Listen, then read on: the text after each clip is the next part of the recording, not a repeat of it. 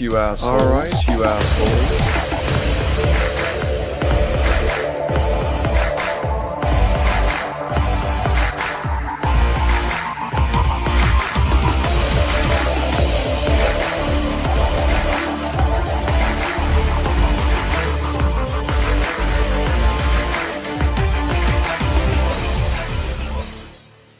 And put your life force into a sock, yeah, you deserve to be publicly executed. Yes.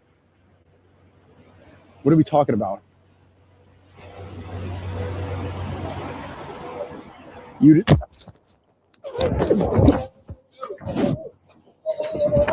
What the? Hey, bro. What the fuck, bro? And put your life force into a sock. Is he okay? I hope he's okay. Bob, is he okay? Ryan, you think he's okay? Let me text him real fast. What's that guy's name? Yeah. Oh, I don't know. Kind of alludes to what that guy just did to him a little bit. You know, Sneo. The Sneo attack. So he's literally, if he's literally, listen to what he's saying. He's literally calling for public executions of anybody who masturbates. Yeah, you deserve to be publicly executed. Yes. And put your life force into a sock. Yeah, you deserve to be publicly executed. Yes. Oh God, that's what he means. God damn. I heard that. I was like, what the fuck? What the fuck? You. Your life force. Yeah, I don't honestly think of that as my life force. As my life. Have you guys watched that Louis Theroux documentary on Netflix about the Manosphere? No. I've only seen clips of it. I've only seen. Well, like I watched it, and I think the last person that he goes to visit before he goes back to the first guy that then kind of ends the whole thing with a bookend. But before that is Sneo, and I was actually watching it thinking, man, this is kind of surprising that he really just seems to walk around New York City without like an entourage. He just walks out randomly. You know what I mean? Like a lot of these guys, I don't think they do that, and for some reason, he just feels like he can. And so far, it seems to have worked out all right for him. But maybe he'll rethink that now. Which is unfortunate, you know. Is Louis Theroux investigates the Manosphere? I don't know. It's, let's look Manosphere on Netflix. It's the only thing probably. Louis Theroux, one of those. It's pretty good, but it's not great. I'll be honest. It's not. It could have been a lot more. It's really like for folks like us. I imagine you wouldn't glean a lot from it that you don't already know. I mean, I got a little bit of like more understanding, deeper understanding, slightly of like how they grift basically. Like I didn't know that they do this the detail with which they do this multi-level marketing shit where you become a follower of them. They all follow the Andrew Tate formula now, where it's like you become a follower of them. You get to follow them on whatever social media, then they'll put out a link to like their Signal or whatever the hell chat, and you follow them in that, but you got to pay to do that or something, and then you got to pay to join whatever secret they're putting out secrets for how to get rich and get women and stuff, and this other thing that you have to pay to get into. It's just it's a scam. Oh yeah.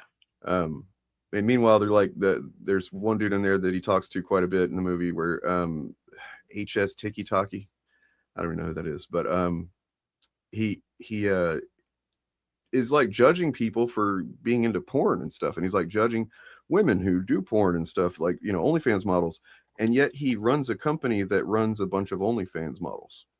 All right, so real quick to go back to what we were talking to, it's simply called Louis Theroux Inside the Manosphere. There you go. So, anyway, I hope Sneo doesn't get better, but no, he's a great guy. He's a good guy. Yeah, it's a special occasion, guys. We don't get to on New Comic Book Day. That's it. Yes. It's not often that it's like very clearly the actual likely end of a grifter's career. I mean, the quartering's been kind of on the decline for quite some time. But we've covered that. Eric DeBunks has covered that. Everybody's covered it. It's old hat at this point. But I want to show you guys this. I'm sure some of you heard something about this. Probably, I don't know. If you go to YouTube and type in the quartering, this is what you see. A whole bunch of videos saying it's over. He's done. It's over. And these, if you may notice, these are generally, most of these are chuds, except for Ant. He's not a chud, I don't think. I haven't talked to him in a couple of days. Maybe he's changed. No, but these are like a lot of chuds covering him being over and whatnot. You know, that's Mhm. kind of crazy.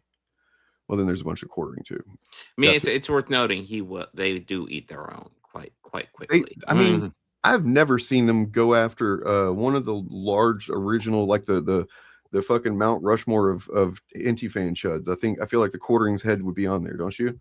Yeah.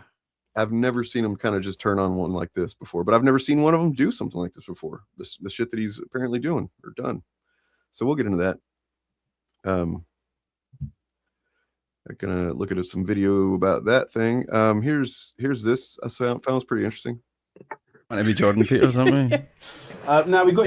By the way, is he a good year or a bad year? I'm not quite sure. Well, okay, well, I just see little flashes of him, and I'm like, oh, I can't be bothered finding out. I don't want to stereotype, generalize, but some men, right, who think actually he's got something decent to say. Got you. So what'll happen is on this podcast we might say something like, that sounds like the sort of shit Jordan Peterson would say. Right. And then we'll get a comment like, how? Well, what I'd love you to do is actually specify what it is specifically you've got a problem with. Because actually what I think you'll find is he's talking a lot of sense. That's where we're at with him. And actually, weirdly, we're kind of like that with Andrew Tate as well. I know. Sometimes, if you would think it's a safe. That's a safe guy to diss. Do you know what I mean? Yeah, no. And for the record, I think he's a right. But people are just like really like I can't. Why would you say that? Why would you say that? Do you know what I mean? There's something, regardless of the things that he eschews and his opinions and all that kind of stuff, the seriousness and the anger with which he delivers everything. It's just like, oh man, it must be really hard being you. It must be difficult. Like, it's that combination of like, he talks about smoking cigars and like being by the pool and all these women and having a sports car. And despite all of that, he doesn't look like any fun to hang out with at all. I know. You just think that would be the most intense, horrible evening you could ever have. Okay, Ryan, I didn't understand a word they said. Can you translate for us? Yeah. These subtitles for you Americans. No, I understood. That's just I was like kind of blown away that's just James McAvoy sitting there commenting on shit like that. I wasn't expecting it. So I mean, it strikes me like in his head, like he's seen enough of them that like they're not even noteworthy to take seriously in any way. Anyway. Well, I mean, at least look, he's wise enough to know that there are goodies and baddies on the internet, right? So he may not know which one Jordan Peterson is because he's probably a pretty busy guy. But he's like, which one is he? I know that he's one of them.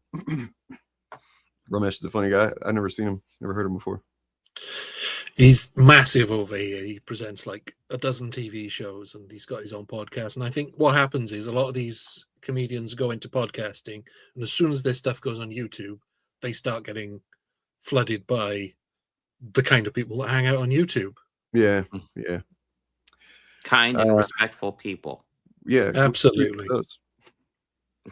And then one more quick thing that I wanted to, share before we move on to something more substantive, I guess. So you know how Guy Fieri, generally, I feel like I agree with the videos that came out, I guess, a couple of years ago that started kind of saying, hey, what's the deal with the hate for Guy Fieri? Like, what's he actually done to anybody? You know what I mean? And I was like, yeah, I kind of agree with that. Like, I really don't know of anything. He just kind of looks like a douche. You know what I mean? Yeah. Like, he hasn't. What's he done? Well, he definitely has the vibe, but yeah, I don't know. Needed a refresher on Guy Fieri. Here he is with two men charged with rape and sex trafficking, that being Andrew and Tristan Tate. Moreover, being a UFC fan in 2026 must be a battle that one simply cannot win. Look at who they host. Look at who they celebrate. Because of the chummy relationship Fieri showcased for the cameras with the Tate bros, a diabolical pairing who have been arrested before and allegedly needed the Trump family to get them out of a jam, the television host is facing a boycott. By the way, never, and I mean never. So yeah, Guy Fieri is he's, I guess, into that Manosphere shit, which makes all the sense in the world. Yeah. I didn't want to be prejudiced based on his appearance, right? I didn't want to assume, look, just because you look exactly like the dictionary definition of a complete douchebag, I didn't want to assume that he really was. But yeah, sometimes people look like douchebags, but they aren't douchebags, and then sometimes they are. Sometimes. Rick Strom, good dude, does a lot of good content on. He's really the only content on the Young Turks that I watch anymore ever. So, but But yeah, what do you guys God, they're into? disappointing. They're disappointing. Reading anything, seeing anything, watching anything good lately? Just finished watching Young Sherlock. That was a solid season. Really? I'm all caught up with Daredevil, Born Again, and The Boys, which thank God they aren't political, because it's nice they can Right. break Yeah, I the really needed to politics, escape from all the politics. So. No, I really appreciate how they're just well, I think especially Daredevil, because Boys has always been head down that political rabbit hole, but Daredevil, I feel like stumbled into it and just said, "Fuck it, let's do it." Yeah. Well, I think the comment I saw about Daredevil is that you've got all these people saying that, like, oh, this is obviously being Kingpin's obviously supposed to be Trump. And it's like, if the worst villain in the show or in many Marvel TV shows is the guy you identify with Trump, that's very much a you problem. Yeah. I don't think he's like Trump at all. I think that Fisk is actually a very effective liar and deceiver, manipulator. He's got the entire city there. He's got the clips of people be like, he's great, mayor. New York's doing great. Everything's better, because like his fascism is actually effective. So in the same way that like the superhero fantasy aspect of like is like a wish fulfillment fantasy. See, the Fisk side of it is also like fascist wish fulfillment. Like they wish they could have their fascist being more effective and not just like being a pedophile. I mean, it's also dealing with Star Trek. Like there's so many anti-fascist storylines in there, but there's not that many that deal with a fascist like Trump, because everybody kind of assumes the villain's going to be a lot smarter than that. A lot less thin-skinned. I thought it was hilarious, amazing satire, but I realized I was just accidentally watching the TPUSA halftime show. Yeah. Oh, damn. Well, that's the thing, though. This happens every time. They did it with Andor as well. Oh, this is a bit too modern day, isn't it? No, what they're doing is they're doing classic representations of fascism. And the fact that you can easily map that on to what's happening today, as a fan of all that, maybe stop and reflect on that.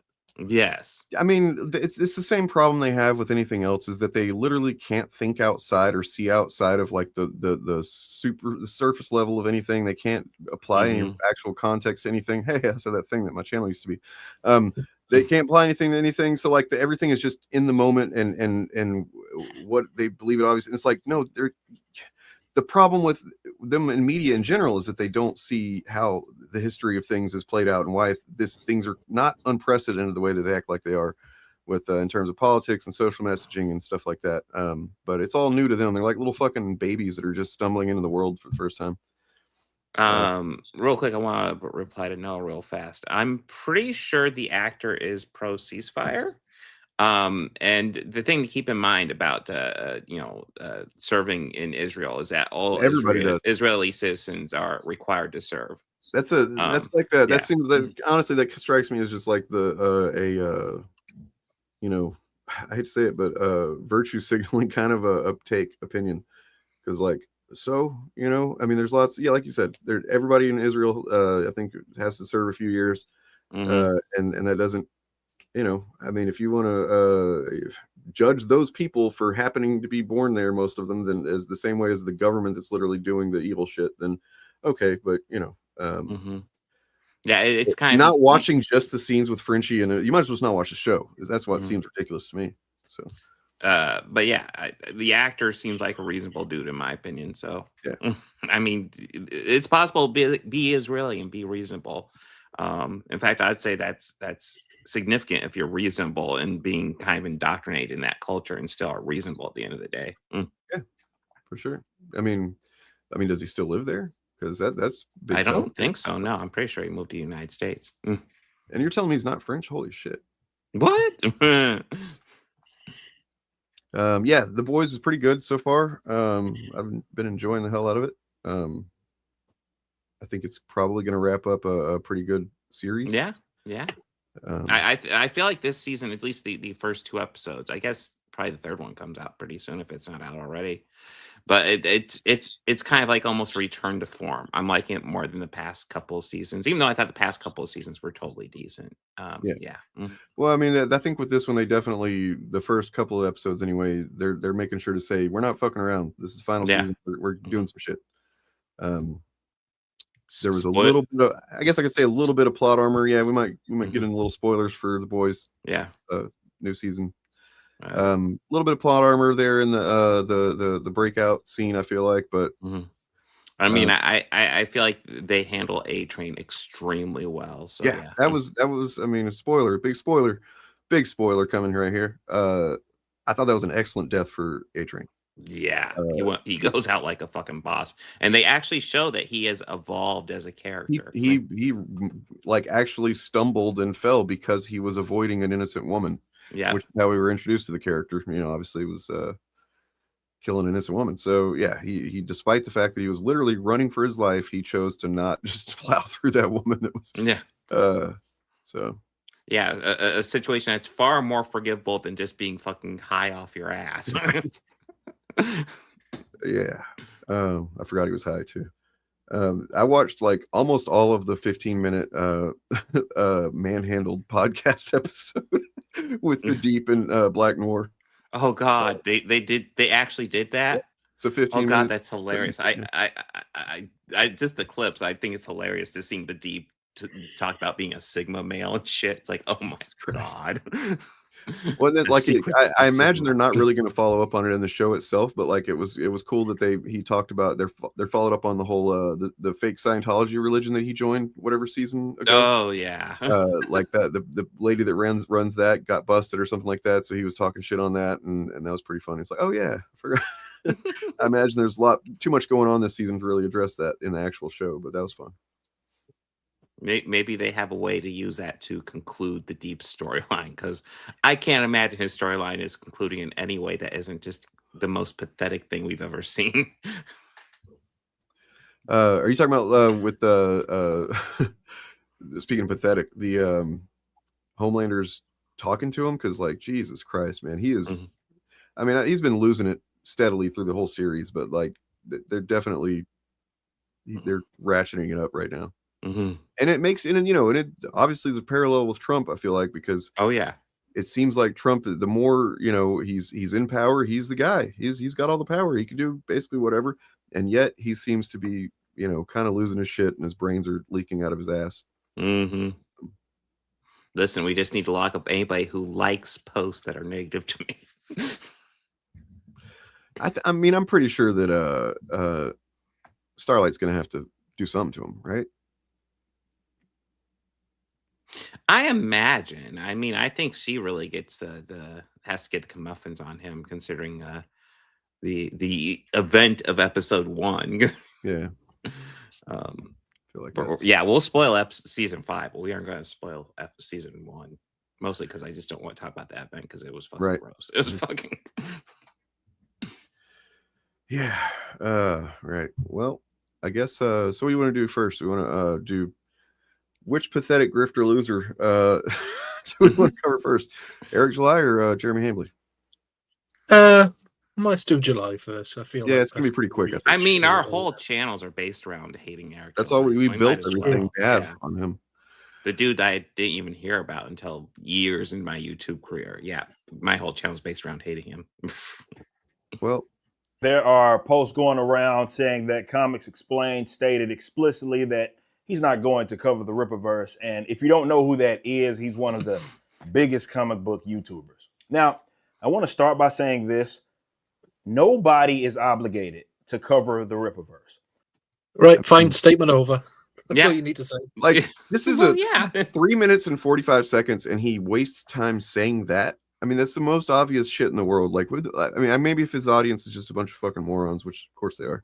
But there are comic books, lots of comic books that are a lot bigger than fucking Rippaverse. Out of curiosity, what is he covering? Like, he's probably busy with Absolute Batman or something, because those comic books are fucking huge. Ernie did a video not long ago. I guess somebody had accused him of not supporting black indie comics or whatever, and he was like, yeah, I don't support. And he just started like naming off comics in his hands that he's supported. You know what I mean? And it's like, there's so many of them, and generally most of them seemed, I mean, all of them seemed far more interesting than the Rippaverse, but most of them seemed like I might actually, maybe I'll pick that up if I see it or get a chance or whatever. And it's like, yeah, the Eric July's audience, I imagine most of them think that he has got the entire black comic creator game on lockdown. You know what I mean? The way that they would come at it. I'm sure you got that stuff too in your comments, like, oh, you just don't want to see a black comic creator succeed. It's yeah. Like, about. Eric July is not the only black comic creator, guys. Lots of them are succeeding. He's grifting.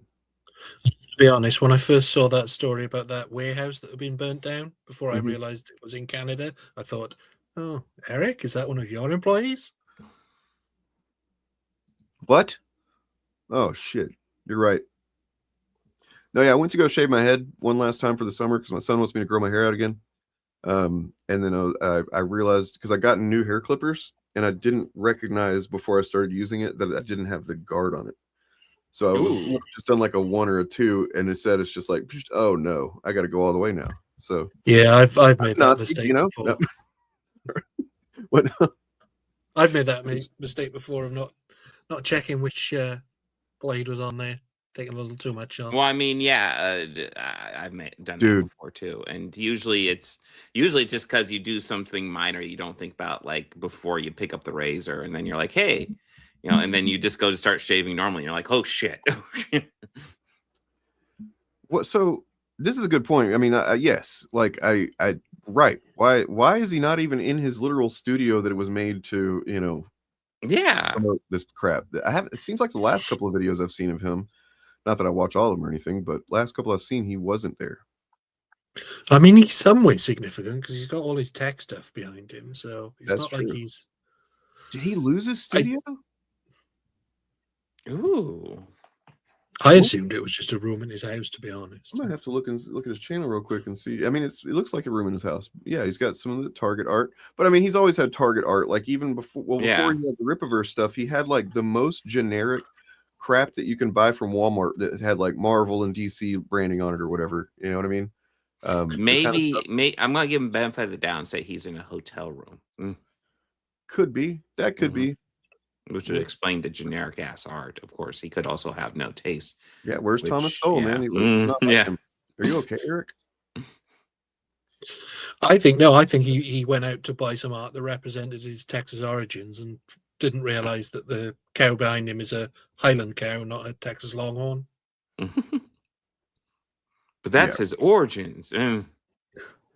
I do think it's very interesting. Next to the pictures, though, is some pampas grass. Now, anybody who knows anything about 70s culture will know what the significance of pampas grass is, which might relate to our topic coming up. I don't know, but when swinging became sort of the key parties, the way the two ways you would signify that you were a swinger would either be to plant pampas grass in your garden or to have upside down pineapples outside your house. So are we confirming here now on the Shillcast that Eric July is also engaged in swinging, seemingly? The evidence is there. The evidence is there. But real quick, I have Comics Explained channel pulled up, and just give you an idea of what he covers: Absolute Batman, Doctor Doom. I'm not sure about Powerless Man Dominates Superheroes, so that could be anything. But Punisher, Marvel, looks like Carnage, Batman. Some webtoon, looks like maybe Black Panther, Daredevil, X-Men, Antagonist, which he got in some heat for, Spider-Man, Absolute Superman, Ghost Rider. No, and if you don't know the full drama, Antagonist is one of the few indie comics he's actually covering, and the guy who writes it is a giant piece of shit. But he's a big MAGA shitbag. Yes. But like 99% of what he covers on here are Marvel, DC. Well, no, though the Rippaverse is competing with Marvel and DC. So I feel like all that. Thank you for the context, Bob, because I feel like that's important to understand how kind of weird and unnecessary, but also seemingly due to his ego, necessary it was for him to make this video. Yeah, I mean, like, oh, I'm not even mad. You know, he's not obligated or nothing like that. It's like, really, he's thinking, what's wrong with me? You know, he would remove that other guy, but he doesn't even like the Rippaverse. Yeah, that's how bad it is, man. It gets around. It doesn't have anything to do with him as his politics. You know, that is completely aside. I legitimately, and I know you did too, Bob, read that comic the same way you read any comic. Like, if it's good, I'm gonna say what I think about it. And it was, And I'll say this: I think there might be some larger coverage of that ISOM shit coming pretty soon. Maybe I won't say who, but yeah, this is almost all Marvel DC, like solidly. Oddly enough, I sort of defended him when a different YouTuber was upset at him for not covering the comics that he wanted him to. Because to me, one of the cringiest things. And this is him seeing his name was mentioned, and really that's what it is. And I'm sure there's some hurt feelings crossed up in there, but like he is just going to use it to, promote Rippaverse and act like he's not upset about the drama, even though he's inserting himself into it because, algorithm. Let's not forget that they just recently started selling their comics digitally, which they'd apparently sworn not to do originally. He wasn't planning on doing, I don't think. Now, presumably because enough people were pirating them, he started selling them digitally, thinking he could undercut that. But on the internet is individual creators trying to dictate what others should do with their platforms. Now, anytime that I've mentioned folks not covering the Rippaverse, it's really to just prove a point. And this proves that point. Look, guys, this is just how the Rippaverse is handled by the broader comic book space with why is that? Exclusion. But I do want to be clear about something. Most people in this space have. He's going to be clear about one thing, but not why it is that people don't like to talk about the Rippaverse, except for negatively. I have no idea what my actual positions are. They probably know that I'm not a leftist. I think that all of us here know exactly what your positions are, or at least what you state they are whenever except for whenever they're different and contradict other times that you've said other things. Yeah. Except when I try to point out what your fucking political positions are, and in which case you're just all over the fucking board.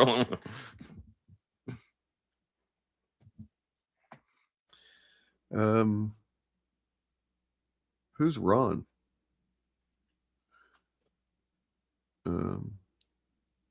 Rob. Okay. Yeah, I don't know. That's that. I mean, we covered kind of part of that, but like this, we're not. This is kind of this is an appetizer. You know what I'm saying? And they probably know that I'm cordial with creators that they don't like. They might remember that back when I was like primarily doing the YouTube thing, I would on occasion point to like some of the social messaging in modern comics, or on occasion. I mean, that was his chance. Once or twice, maybe in passing, not devoting his entire. I don't remember him ever doing that. I do want to point out. I think that when I first covered him, like I looked up his most popular video, and I think it was a video where he ranted about how terrible the new CW Supergirl is. Which I don't know if he's done this, but lots of the chuds seem to be acting like, oh, that was the good Supergirl and the new one's bad. I thought that his most popular video was the one where he did the Dougie. The Dougie? Yeah, where he did a dance. He did a dance. This is like a long time ago. He did a dance in that. Oh, maybe. Pretty sure that went viral, and that was like what made him think that he had something to offer to people. Well, maybe though he's talking about his very early videos when he was praising characters like Miles Morales before he found out it was more financially viable to. Hey, before he got hired, he got a new job. He had to change his positions when he joined the Blaze. Meanwhile, his boss, I'm assuming he still works at Blaze. His boss is straight up covering for pedophile ring, global pedophile ring, and his boss is just like downplaying the shit out of it. He doesn't think it's real. So cool. So his most popular video is the Dougie video. You are correct. His second most popular is the Supergirl video, and his third most popular, his review of Captain Marvel.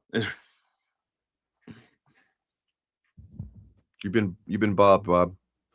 No. Can we start calling them Chud Bloods? I don't know why. All right. This is almost over, basically. So call out tokenization. Now, somehow they skipped over all of those positive reviews, but that's it. Those are my great sins. And I wasn't out there being extreme. I was a comic book fan who had opinions about comic books. But let's be honest. Comics Explained has covered books by creators who are politically outspoken. Vida Ayala, for example, isn't exactly apolitical. He's had no problem covering her, or rather her books. And to be fair to him, he's primarily covered the mainstream, so you can't really. So he's talking about Vida Ayala, who is when most people's awareness of Vida Ayala they might be aware of her, their political positions via social media. But reading the comics, you would just generally get the vibe that maybe they're not exclusive of LGBTQ people or something like that, or that they write pretty good comics. You know what I mean? Whereas like Eric July, if people know who he is, they don't know who he is first because of his comic book skills. You know what I mean? They don't know. Most people don't know him at all because of that, even if they wrote. Well, I was going to say not even that. I think the real reason that Comics Explained doesn't cover him is because his comics are bad and nobody's heard of them. Yeah. Like he would have to sink a decent amount of his day just to get through one. They're like 100-page comic books that are just boring dreck. Just it's a chore. And yeah, and we've all read bad comic books, but most bad comic books you pick up, and at least you're done in 20 pages. Yeah, they don't make you read for fucking 96 grueling pages. To see if there's I see. Yeah, no, I absolutely reject anything that positively inserts Harry Potter anything into the discourse. And yeah, fuck that. Rejected. Expect him to cover the Rippaverse, as that would be slightly a pivot. Now, I want to be respectful because I genuinely don't think this is about one single person. This is about a culture where acknowledging the Rippaverse is treated as a risk, where giving us a fair shake could get you attacked by the very audience that you... Wait. Comics Explained has no problem acknowledging him. He did it. Like he saw, obviously he saw a chat and he just said, yeah, I'm not going to cover that. He has no problem acknowledging it. Like this is just bullshit he's making up here. It's straight up bullshit. Yeah. I don't understand it. Yeah, rip Jasmine. Like somebody needs to do a comic that follows up on Jasmine. You know what I'm saying? If somebody did that, that'd be pretty amazing. Maybe I will. Cultivated. And I understand that. I'm not mad at the individual. I'm just pointing out this system. We've sold several 100,000 books across multiple titles from multiple creative teams. Whether you like us or not, we are one of, if not the biggest independent new publisher of the last 5 years. Bullshit. I call straight up bullshit. That's fucking complete and utter bullshit. That's just not true. Even if he did have the biggest year of any independent publisher the first year, that's not the case after that. He definitely did not, and increasingly so, or decreasingly had good years. So yeah, that's just, man, it's so fucking pathetic that he still feels like he can portray this as being a successful venture. Fuck him, fuck him. Yeah.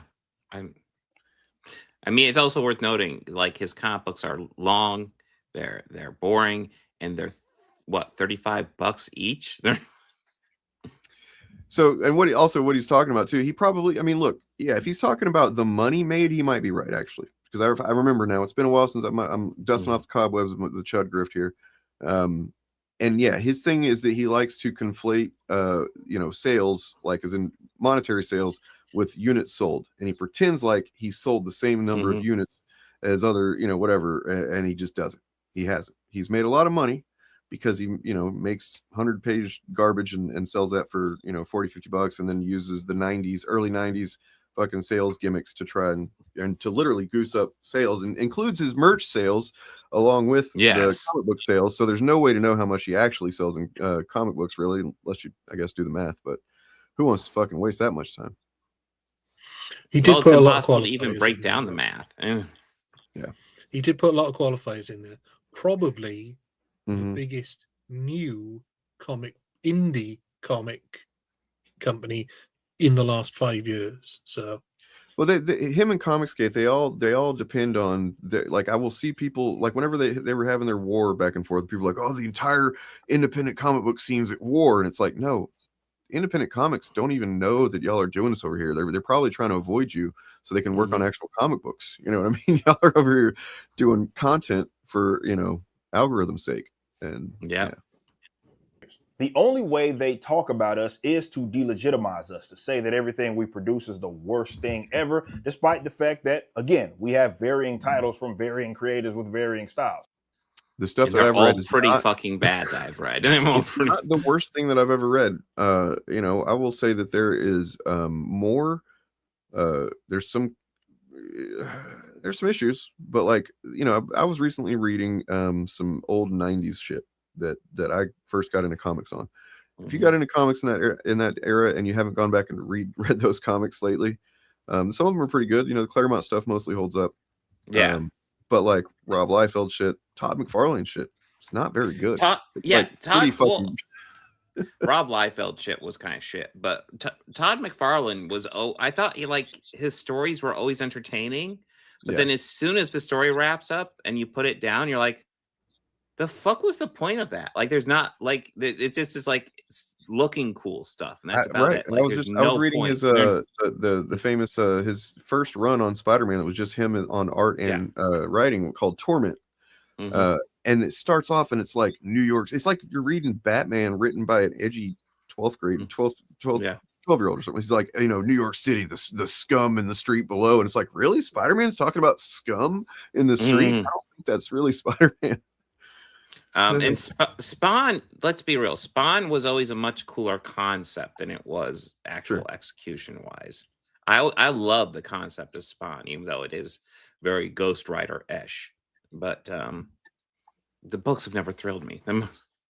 Good art. I mean, I do like him as an artist, but I mean, as a writer, for starting Image, and it's now one of the best. I mean, if you want to talk about a publisher that has a vast, wide array of various comic books, it's really putting to use the comics medium in every possible way they can. That's Image. They do that. Yeah.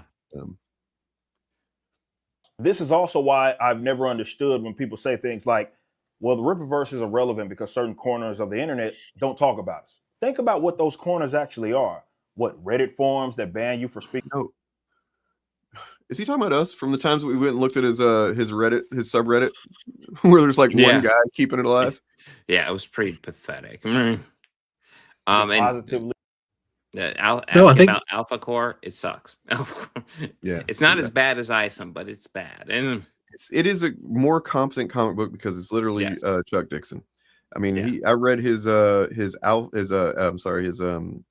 comic book, the first 2 issues of it anyway, and it's pretty entertaining, I'd say. I mean, it's not like something I would love to read or buy, you know, but like I was reading, I was like, I'm surprised this is actually kind of fun to follow for a quick read. But of course, knowing the whole time that it is about QAnon and it's like pushing that narrative, it's like, ugh. It is cringe, it is gross, and infinitely more entertaining than Eric July. Yeah, I heard that. I haven't read ISOM 3. I've heard ISOM 3 actually was somehow better. Have you read it? No. I got to. Is that the one? I'm done. Hang on. Is that the one where his Jesus powers are revealed? Yeah, I believe so. Yeah. Oh, do we get the origin of his dick cross? Yeah. Yeah, his powers come directly from being a descendant of Jesus. Yep. Of Jesus. So that's why he has dick cross. Crucidick. Is that true? Yes. Yeah. Oh my God. Oh shit. About the whole thing about QAnon is that it was, you know, it's like, guys, you were right about the essential premise you were right about. I will hand it to you. But it was your guy. It was your guy that was doing he's the guy doing it. And now you want to like, oh, QAnon, what? I don't know. It's, you know, still Hillary Clinton and pizza, ping pong pizza, or whatever the fuck. Rippaverse, comic book shops that refuse to carry our books because we aren't distributed by their 2 major distributors. That's not why. I'm willing to bet that most comic book shops they won't. It's because of your fucking politics, you goddamn fascist. You fucking fascist fucking propagandist, man. That's what you are. You're a MAGA defender without being, you know, that's the one thing you're good at is pretending like you're actually just a libertarian who doesn't give a shit about MAGA or whatever, and you actually do just support whatever the talking points on the right are. And he calls himself a libertarian, and he supports fucking ICE. Get out of here. That's not libertarian shit. But it's because out of spite, you know, he supports them because if he didn't, then that would mean he's aligning himself with us, and we don't like ICE for the wrong reasons. So he has to be cool with ICE because of that, right? That principle, Bob. Principles. That sounds like a strong moral principle right there. Contain like social media pockets where it's taboo to even mention. When have you ever gone into a comic book store and seen a single issue? I don't care how many pages it is. Yeah. That's $30 by something you've never heard of it before. Who the fuck would expect you? Nobody. The only people that you could get to pay that are fucking, your audience that are like already into your grift for whatever previous reason. Now listen, Keanu Reeves has an overpriced comic book that he releases an issue of like every few months. It's overpriced. He gets good creators to work on it, and frequently they're decent. Sometimes they're really good. The Jason Aaron one was excellent, but he gets good creators to work on it. But it is overpriced. That's only $10. Yeah, that's nothing compared to Rippaverse. Talking about Berserker or what? Yeah, that's Berserker. Yeah. He doesn't know what it is. Yeah. He'd have to stop and he'd have to pretend he just wants to talk about something else for a minute. Let's talk about ISOM. Us. No, let's talk about ISOM. We'll attack you for daring to give us a fair shot. So we appreciate every single person who spreads the word about what. Look, at least he's not starting a new beef with the guy because he probably recognizes or maybe thinks that there's still a chance he might be able to get him on his side if he like plays it, kind of down the middle with him or whatever. So yeah, maybe. But look, he's not fun. This guy's not fun anymore. He used to be really fun. Now it's just kind of sad and stupid. What might be fun is looking into this whole quartering thing. Okay, before we do that, I need to go to Walmart and poop myself and then pee in the corner of my basement. Okay. Just get in the mood, just to sync up here.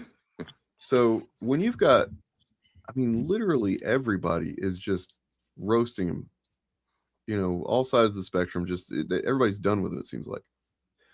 I think he's not, of course he pivoted to doing his, goddamn content previously, but let's see. Oh, I have this we can check out first, which I think is just a fun way to introduce what he's been up to lately. So y'all know that he was or still does do a show with Melanie Mac, right? I don't know if he still does. Yes. So this was him with a very unforced error not too long ago. I guess this was around the start of March. And here he is this is his other channel, or I think his original channel from before he got, got. And he's just talking to chat, seemingly at the beginning of a stream, and he just stumbles into like, why would you? If you're in the chat, I'm worried about where Melanie Mac is. Stop being such a fucking loser,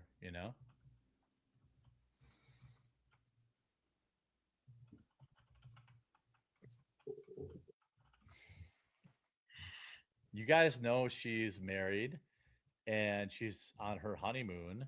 So if you're trying to like get a response by being a degenerate piece of shit, like know that she's my friend.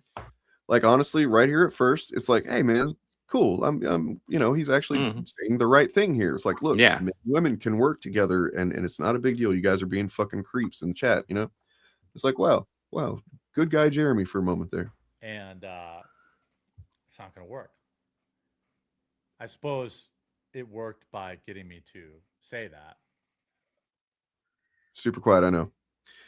Sorry about that. I don't know. I'm super pumped that we got that good pull on Pokemon because the Pokemon openings have been. Hopefully you guys can hear it because I can't really make it any louder.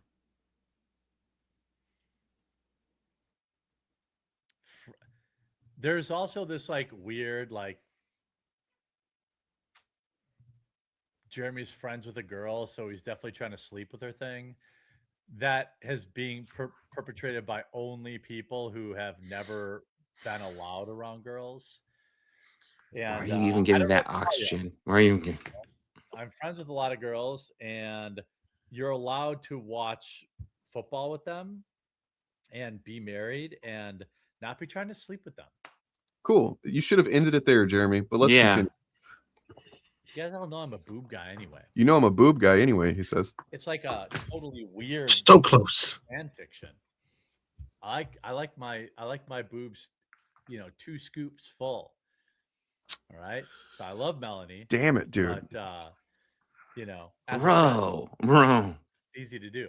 It's like he's constitutionally, pathologically incapable of being too decent for too long a period of time or something. Like, yeah, to get back with the. It's like, look, we're just friends. She's married. I respect my friend, but her tits are too small. Yeah, I'm a boob guy, man. If she doesn't have solid C's, I'm out, man. It's like calling Jesus women girls. Christ, Yeah, that's bro. a weird. All right, so let's check out the surfs. Or are you guys? Would you guys want to do that, or you want me to read from Reddit? Yeah. Which one? No, we can. Let's go with the surfs. All right. Okay. Really drunk, and then late at night he'll go on these Twitter diatribes where he reveals so much tea. And the problem is, if you're not awake for it, I'll wake up the next day and I'll have no idea it took place because he deletes it all. He'll just he'll get wasted. He'll just go off like Elijah Schaefer is a closeted homosexual.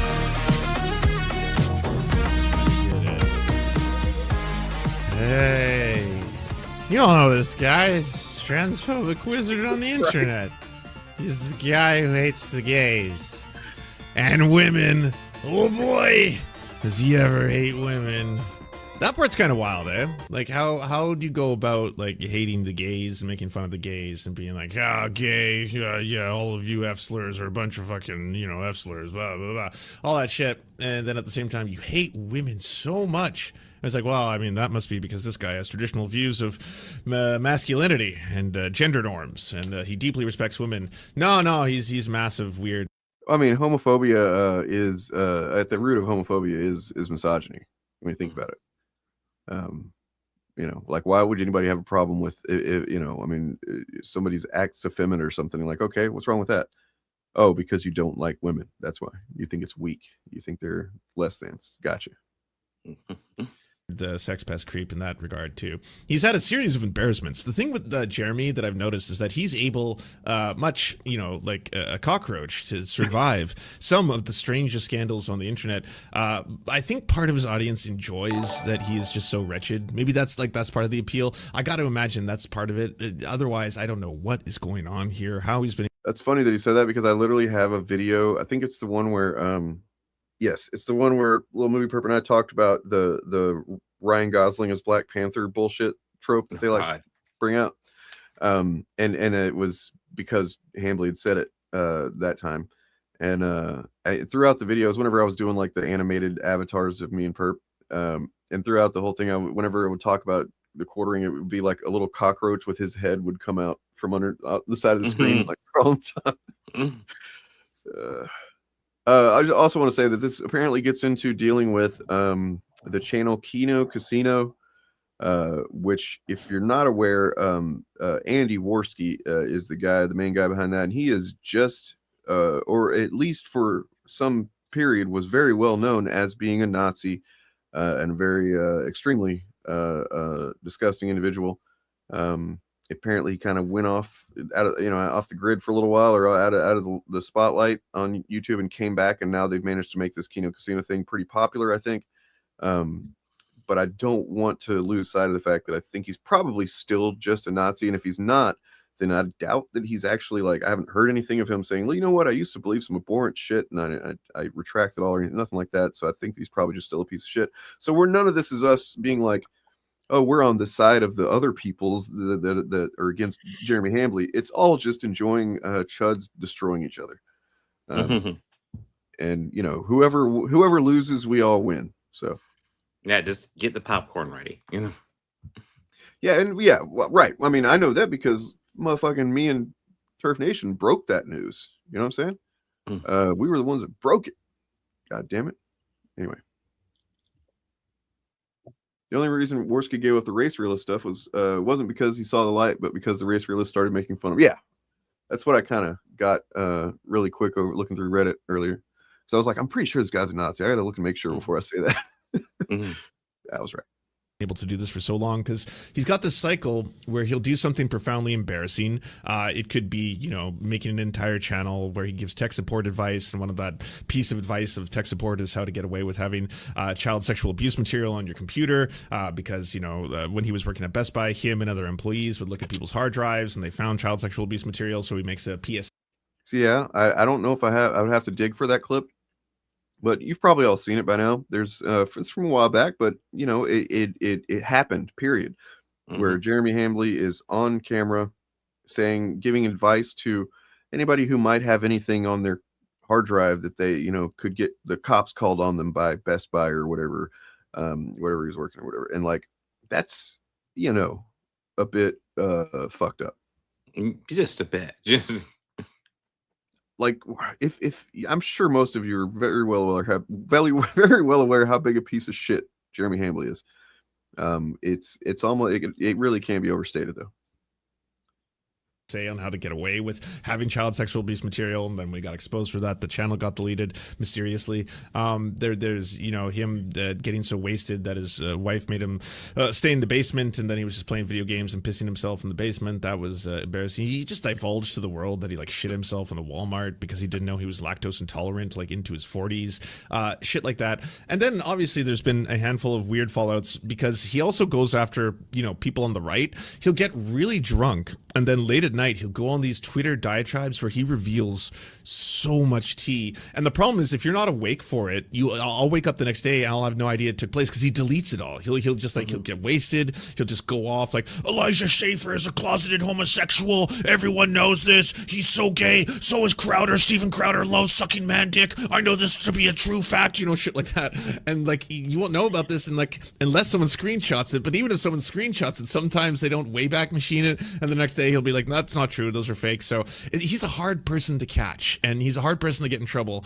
And I think finally he's met his match, because on this last scandal, there were two other kind of slop tubers, drama tubers, who were making content on him, and they basically uploaded content that had receipts that the anti-LGBTQ+, bigot himself, Jeremy Hambley, seems to enjoy engaging in either cuckoldry or bisexual swinging or something of the nature in which he is performing sex acts with a sex worker and his wife, and participating in those sex acts either as a participant / observer, as someone who is helping a man pleasure his wife, and also helping and receiving pleasure from. I want to point out, and you know, Ryan and I were talking about this before the stream.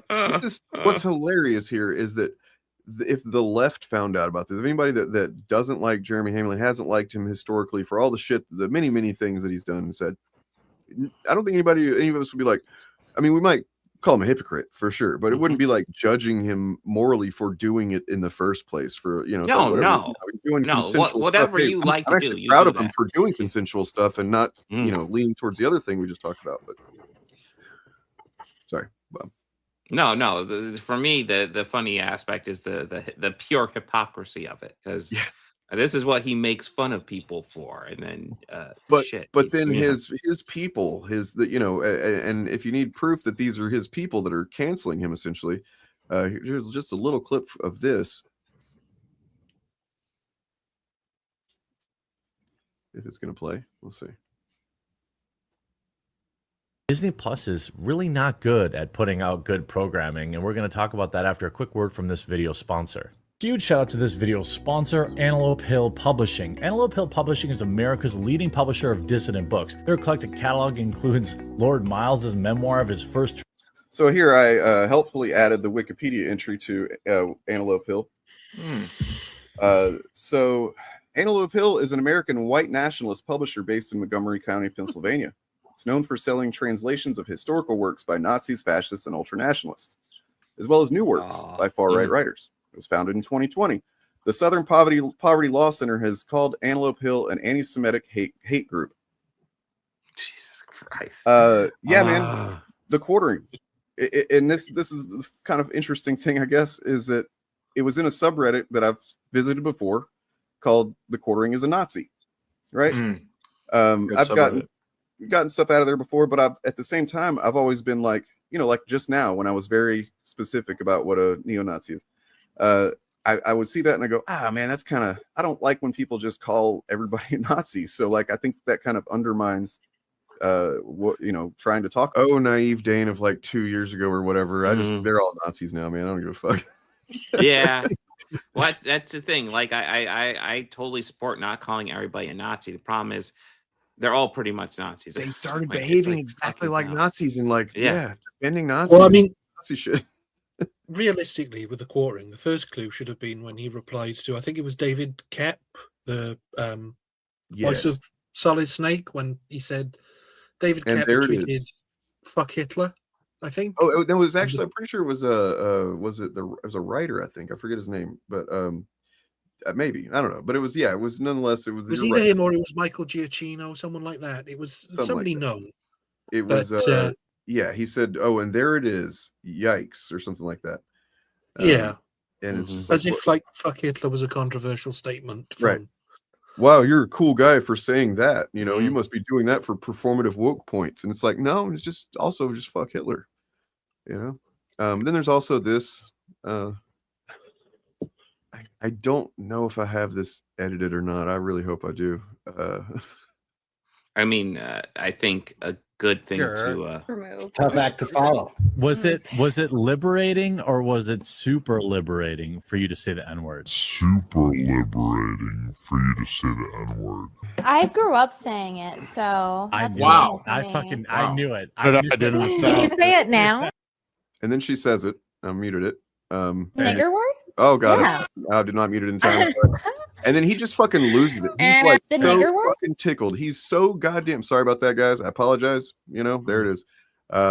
Just so you know that he's literally losing his shit, laughing his ass off at a woman, I suppose. She's a big piece of shit too. Saying that word as if like it's the most fucking pleasurable sound he's ever heard.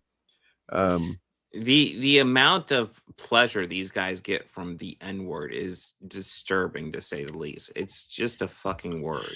I mean, it's move on. really weird, isn't it? It's Yeah. so weird. Like literally stopping. You know, I feel embarrassed that I fucking accidentally let that fly on here, and slightly worried that something's gonna happen from it. But Well, it sounded like it was slightly clipped. I didn't hear the end sound in either of them, so it was just kind of the back half. But I mean, it was clear. But yeah, I have been known to vary only in the most basics because it's like when I'm editing something like that, I'm like, I want to make sure that people know this really was said. So I try to do it in a way that's like it's not. Yeah, it's tightrope. It's almost like that thing you get with kids where you say like, "Oh, whatever you do, don't touch that," and then they walk up to it and they just sort of like do that. Yeah. That's Yeah. it. Like, who cares? Just don't say it. It's not hard. Yeah, I mean, I know, like, it's not about anybody except people that might potentially just be, you know, the reason that word is not okay is because it's literally connected directly to a bunch of trauma, and if that can potentially cause that kind of reaction for anybody, I feel regretful for that, and I'm sorry. So anyway, let's get back to this. So this video is, by the way, is called the cuckening leak. So his text, I guess, or some messages got leaked. We'll see what's going on with that.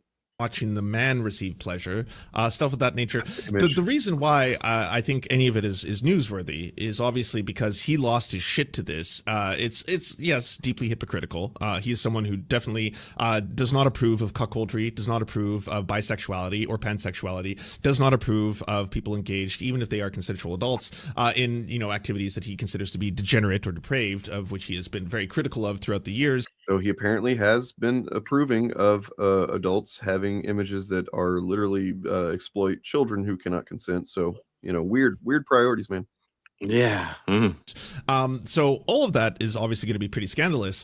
What's wild, though, is that the two people who made this video about him and his alleged, the cuckoldry and being involved with the sex worker, he took that video down, or at least he tried to get the video taken down. And that's where I think a lot of people started to go, oh, wait, so he's into this. Like he's kind of into the scene. Like, so he's been exposed in the past of being into a specific kind of fetish, which was forced impregnation porn, which was, I think, uncovered to be forced male impregnation porn, as in men are being forced to impregnate women was like, and he had it on his browser. He was basically like looking through his search on his browser, and then it was like one of his search history popped up, and it was like Reddit/r/forced impregnation porn or something like that, and everyone was like, oh my god. But again, like most of his scandals, it's just kind of like, oh, whatever, those Antifa, trying to go after it, and then people just forget. It's the same thing with like him having an actual channel where he was uploading videos, instructing people on how to get away with crimes, and then just deleting that. People, I guess, just like forgot about it, and he just moves on to the next cycle.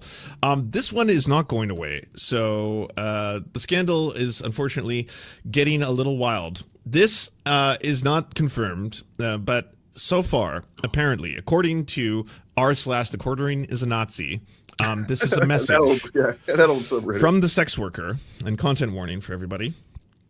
I thoroughly enjoyed your husband pushing your head down on my cock this weekend. Oh. Now, if true, if this turns out to be in fact accurate, and again, this is alleged, I cannot say whether or not it is true or not, but if it is true, that means that the quartering was involved in a consensual sex act with a sex worker, and may have been doing what was either a cucking fetish or perhaps a pansexual or bisexual participatory fetish, in which he wanted to both watch and help and assist a man to sexually pleasure his wife, if true. Again, we have no idea. This has not been confirmed. Again, this is somewhat breaking news, and as of now, we cannot state one way or another if it is true. I'd say the fact that this receipt, amongst others, once they got leaked in that video by the two slop tubers and the chuds, that video got taken down by the quartering, and so, or at least he tried to get it taken down. I don't know if they've gotten it back since. I think that might validate the theory that this, in fact, could be true. That he's in fact, may go by other names. I don't know if it's the cuckening. I don't know if he himself sees this as a participatory swinging act. And again, as always, I want to be completely clear. We're not here to judge people's particular kinks. So I want to just kind of show an aside thing here that I have. I happened to see earlier when I was looking around. So it's almost to the point where I'm just like, if somebody starts judging people for, what they do, whatever they do, if it's between consenting adults and who they love, what they do, that kind of thing, then it's almost getting to the point where I'm just going to see that person as extremely suspect. Mm-hmm. Like maybe they're not doing something illegal, but they might be doing something that's exactly or very similar to the thing that they're constantly railing against. Or in the case I'm about to show you, they might be doing something that's just the worst thing. It is shocking how much of this is self-reports. Ohio, Bob, that's in your home. Yes. Ethics expert on Christian ethics and marriage and sexuality arrested for that. So where does that fit in there, guy? Classy. Or fetishes, or what behavior they interact with each other in a consensual nature. Of course, that's their own private business, not for anyone else's. But this has now been made publicly, this information, as a result of this man being a very public figure who, again, has frequently antagonized the queer community. What he does for a living is oftentimes vilify people who are homosexual, vilify people who are trans, and in so dehumanizing them in order to create content. And oftentimes, his primary target is women. The quartering for years has been making endless misogynistic slop, video after video after video. I don't know how many thousands he has on Brie Larson at this point, that direct an unbelievable amount of hate towards the people who he targets at any given time, right? And oftentimes they are women or femme presenting individuals, and oftentimes they have to deal with a whole bunch of shit that comes from, oh shit, there's a new quartering video on me, what the fuck? And I can tell you firsthand what it's like to get the quartering make a video on you, and then all of a sudden all of your channels get flooded with comments. I don't know if that's why the Surf Times got mass flagged or taken down, but I've had the Surf Times get taken down around the time that I was making videos on the quartering, and then the few times that he claps back, he would have that happen. So he's a man of what seems to be enormous hypocrisy. If this is in fact true, if he does have a cucking fetish, if he is involved in pansexual or bisexual swinging or cuckoldry activities with his wife, while at the same time vilifying other people for engaging in those kind of activities. He's been vilifying and using cuck as a derogatory slur for a very, very long time. He's been attacking LGBTQ LGBTQ+ people, saying that they are groomers and pedophiles simply for existing. He's oftentimes amplified the work of Matt Walsh and Libs of TikTok, and that directly results in stochastic terrorism being directed towards children's hospitals, children's schools, teachers. Like, this kind of shit does have real world consequences. Lance is spitting fire right now. I just want to say that, but also his audience, as Bob knows, and Ryan might know too, is some of the dumbest motherfuckers of all of the grifters audiences that we've ever dealt with. Like, whenever it's obvious that I'm the quartering, I made a video talking about the quartering or whatever a couple times, and then his audience has found it and Reddit or wherever the hell they find it, and then they show up. It's like, it's obvious, and they are like, just objectively, by and large, far less capable of communicating in any coherent way. Yeah, like, I'd say the other people who compete would probably be Melanie Mack's audience. Shoe on Which at this point, audience, same audience. Interestingly enough. Interesting. Yeah, probably the same audience, yeah. Mm-hmm. And real quick, I just want to shout out that I appreciate how often the word chud's being used so often anymore. I feel like early on we were one of the ones that were saying it earlier, and everybody uses it now. And you know, all the chud fanboys who always are like, I don't know what that means. There's so many YouTubers who use that word and use it perfectly, just like Lance just did. Oh, did you know that you've seen the Harry Dresden video? I'm sure, right? The viral video of Harry Dresden. Ryan, you seen that? It doesn't ring a bell. I don't know if I have. I'll grab it in a minute, but like, it's going around, and I've seen that posted and talked about various places as a chud, and it's like channels I've never heard of. They're not like fandom channels, and they're calling this guy like Emperor Chud and stuff like that. Let me grab that, because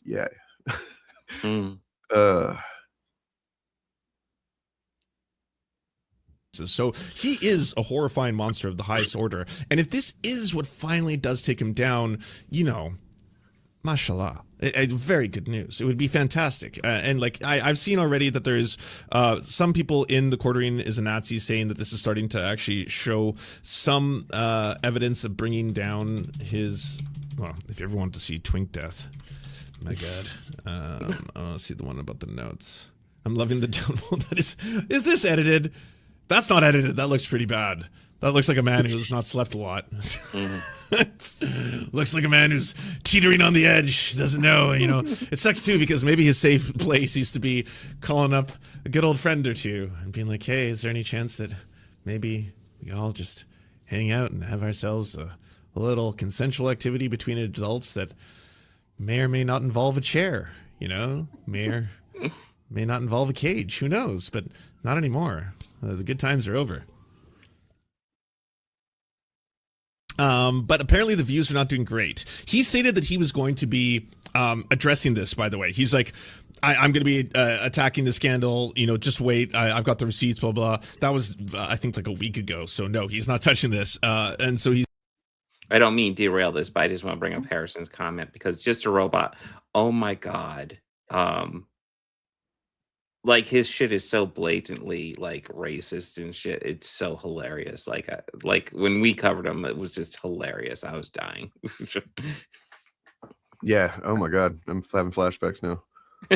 Whenever he was like, there's not a lot of, what was it? There's not something about there's not very many Asian Americans or something. Yes, that was one of his arguments, and that's where I did a video reaction. And then his reaction to my reaction was him saying, the Little Mermaid Ariel, you can't really be racist about her because she passes the brown paper bag test. And I had to literally Google that. I'm like, the fuck is the brown paper bag test? Looked that up together. This is real racism. We all looked that up together or something. We were like, yeah, it was like, we were all just like, what the fuck? Because we were like, he's doing archaic, like outdated racism. It's like, not even. How dare you call me a racist? Then he does the most racist. Modern Nazis are looking at him like, come on, man, get with the times, you know? It's like, oh my god. Yeah, just a robot. Fucking so stupid, but hilarious. Yeah. He's refusing to talk about it, reverting to, of course, his old and regular slop. But the numbers aren't doing great. I think he's got over 1 million subs. So, to be getting 33,000 views per video, which is closer to what I get. And, we're only looking at 100,000 subs or maybe 112,000 in the surf time. So getting similar views with a channel that has millions of subs means something's wrong. Y'all ready to see the Emperor of Chuds?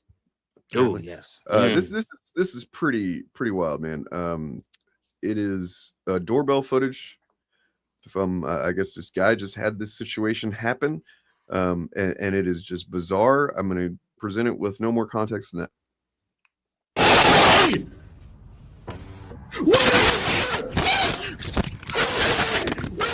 Hello. Hi there. Can you open this door, please? For what? I just want to make sure that everything's okay. There seems to be something going on. What do you mean? I don't know. I just figured I'd check on something. I don't know what you want, man. Get out of my house. Open this fucking door. So you may notice that he just wants to check on something, and then he, with his combat flip-flops on, tried to kick the door, which then bounced him off the porch. He's wearing a trench coat. Once again, combat flip-flops. And then the thing he says next is where I was like, what? Where's your daughter, man? Where's your daughter, man? What are you talking about? Where's your daughter? Who's in there with you? Bro, if you don't open this fucking door. Open this door, I'm breaking it fucking down. You understand me? Leave my house. You don't...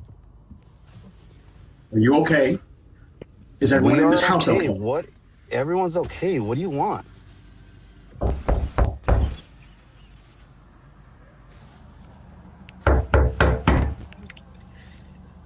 So I've seen something about that maybe this guy is somebody who is into some conspiracy theories on the internet and somehow became convinced that this random house that he apparently didn't have any dealings with. Now, and the one thing I didn't know when I first watched this, because I just saw some other channel commenting on it, and they didn't tell me the rest of it that happened after this, is that he actually got into the house. Did? And yeah, the guy is not actually there, from what I understand. He's actually speaking to him through the camera on his phone. But a woman and their child was there, daughter was there. And then so he came back, I guess, pretty quickly, and then had a shovel, and there was a fight, and they both kind of hurt each other, and then the cops showed up, and this guy's been arrested. He's apparently had other issues in the past with some similar aggression towards random people, and obviously that seems to indicate that he's got some issues and needs to be treated for, and hopefully that's dealt with. But like, it's just, if it is true that it's something that was sparked in part by the online conspiracy theories, it's just, be careful, man. You know what I mean? Like this, it's not going to be the only example of this that's happening and will happen. Similar things happening. So just lock your doors. I hate to say that, but that's where we're in right now. So yeah, we don't. I don't live in Canada, so.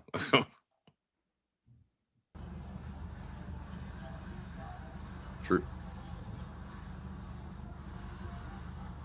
He just stared like it's fucking. It's pretty disturbing. How confident I would be freaking out if this guy was at my door. Just like, the fuck are you doing? Just fucking leave.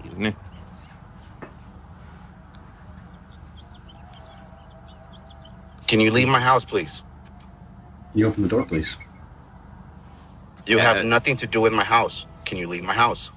You know what my name is? I don't know who you are. You don't belong to this neighborhood. That's for sure. This is my neighborhood, though. Real quick, I just want to say Begonia is, in my opinion, a trip of a movie. I enjoy it quite a bit. I haven't seen it. I thought it was going to be something I'd enjoy. I haven't seen it yet. It's wild, but it's definitely worth checking out. I mean, I know the premise generally, so but yeah. If you know the director, you'll know a little bit more. And I will actually say it's one of his more one of his more normal movies, more restrained. And that movie goes crazy, so it gives you an idea of his other stuff. My RuneScape account. No, I mean that would be something kind of understandable. I think that this is something more fucked up and internet pilled, internet poisoned. Yeah, I live there. I don't know you. My name is Harry Dresden, motherfucker. Open the door. This is Ryan. Who is Harry Dresden? I don't know. That's what confused me about this. I was aware of this news, but I didn't put the. I thought so. It's from the Dresden Files, I believe, right? Yeah, yeah. I figured you'd know that. No. No, it passed me by. My neighborhood. Open the fucking door. This is where it's about to get alarming. So for jump scare. No, or I will fucking end you. Do you understand me? What the fuck?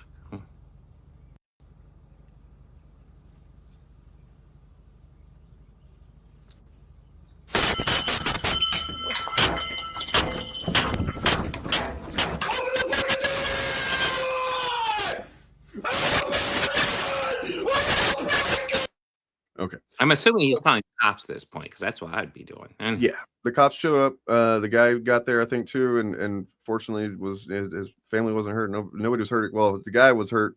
That guy was hurt, and then the guy that was talking, I believe, they both hurt each other's heads, is what I understand. Jesus Christ, he's not well, man. That's not good. All right, back to something a little bit less intense and more fun to watch.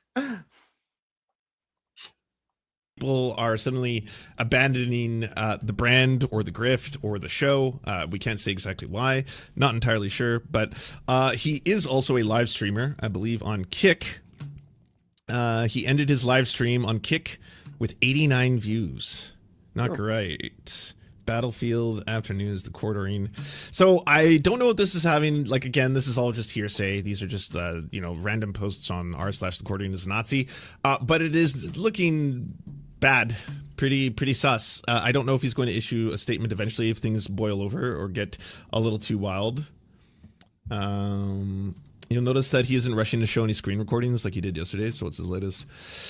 I see how they've switched from he flagged it down to he called someone to he flagged it down. Some slur spotted that I had a conversation with YouTube. Sorry to report it about my unsleeved media channel. It was demonized. Do you mean to say demonetized? Same thing, man. It was demonized, and I was reporting the problem. Oh, okay.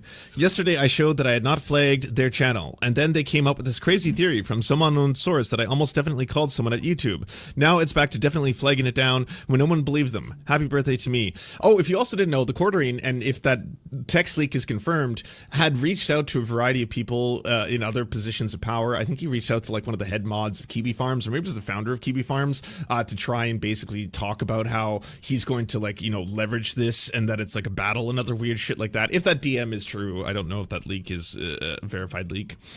And for my final act, I will prove my rep no longer even works at YouTube. I've disproven every single accusation. Anybody accusing me now is doing so in bad faith. I reached out when my channel started to get flagged by certain folk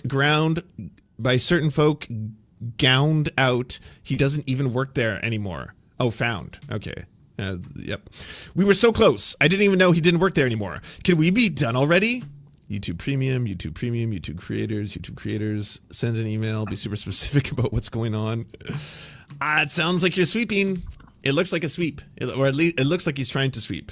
I feel like a sweeping is afoot. These movies would not be possible without the support of our executive producers, Political Poppy. Yeah, Mark shout out Ronaldo, to Lance Words and the Greenwood, Terps, always bringing the Riley goods. Nana, Sebastian Nice Dembele, quick video, Omni. giving us the deets there. Hopefully nothing works out for Jeremy Hambley. That's all I'll say. Real quick, I have like one short on the quartering. I went ahead and grabbed it real quick. Okay. Not his most controversial thing, obviously, but it's a kind of a classic. This is back during Obi-Wan Kenobi. Oh. You have Ewan McGregor out here clowning himself, acting like this woman, like people, like where, like. Oh, dude, there's you. I like the Ewan McGregor video. I thought he was based. Did people send her pictures of like burning crosses and say, get out of, like, where is? Oh, is it not racist enough? Is that the issue? Jesus. Is this? And to be honest with you, I don't even think you could really call any of these. I mean, you'd have to really stretch to call any of these racist.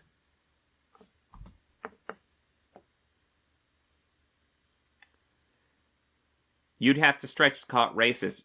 Literally on the screen is one of the N-word on it. Oh, dude.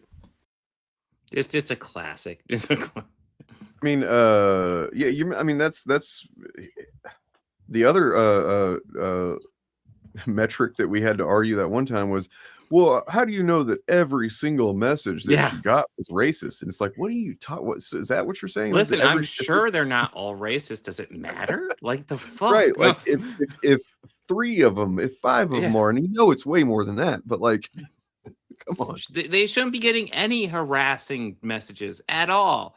The racism just makes it worse, but like none of it should be happening. Just guys want to take a look for yourselves and see what your algorithm brings up, because you know this is mine, of course. But like, type in the quartering on YouTube and just see. Look, this is a yellow flash going after him. There's a Asmongold apparently called out the quartering for striking channels. Side scrollers. Internet versus, I don't know who that is. Probably some chuds. You know, not great. Anthony Gramuglia, like I said, I don't believe he's a chud. Anthony Gramuglia, oh yeah, I don't care what y'all say. I don't think he's not a chud. I don't care. Yeah. Funny thing is, though, as well, which just tells you everything, is that a lot of these people are more concerned that he was flagging other people's channels. Right. That's the thing. Is like he fucked with their money, right? Like, so that's what it's all about. This is a specific channel I've made specifically to watch chud videos. So, yeah, this is looking kind of similar. Although I didn't see Anthony Gramuglia on here. Side scrollers. I mean, oh, there he is. There he is. I think probably more than most people do the people you're asking that understand that. They get off on getting paid to do it. That's what the thing is. And that's why what we're just saying is you fuck with their money, they're gonna fucking really target you. You know, I mean, and that goes all the way up to the top essentially. If you look at you remember whenever Candace Owens was had first kind of started talking shit on Erica Kirk, and they like had this meeting, this private meeting, no cameras. You know what I mean? Of course, Candace Owens is fucking crazy, so she didn't hold to her whatever agreement was made for very long. But like they agreed behind closed doors, off camera, to not go after each other or whatever the fuck, and just kind of let it slide. And it's like, why did they have to do that behind closed doors? You think? Because what they were talking about was their money. They're talking about how, you know, you're going after me, you're calling me a grifter. Look, we don't need to start calling each other grifter, because that's where, you know, things start affecting the money, and we know we're all about the money, so we don't do that. Yep. I mean, yeah, it's all a grift, and it's very frustrating. Side scrollers are trying to keep Gamergate alive. Yeah, I know they're fucking pathetic, man. That's Eric DeBunks covered them not long ago, and I wasn't. I mean, I never really paid attention to them because they're boring as shit for one thing.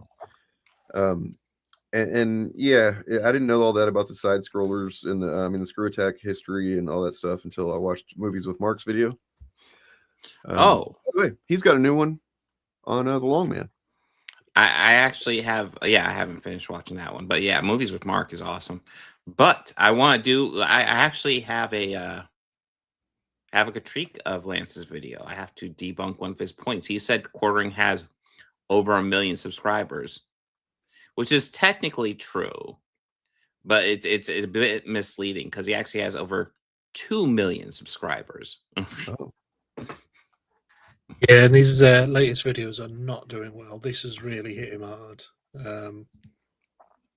Looking at like below 5% conversion rate from subscribers to views, which is crazy, especially with all this heat on him. It looks like he's doing 3 videos a day, like a good little algorithm boy. Yeah, it's not enough. I remember whenever we covered a while back, whenever he like started pivoting to just doing far more overtly racist content, and that didn't even work for him apparently. No, his content's was lazy. Yeah, his content's borderline unwatchable. But he got so lazy that he was farming out basically everything apart from reading whatever he was reading on stream. He had a researcher pulling. I mean, they must have had an easy job.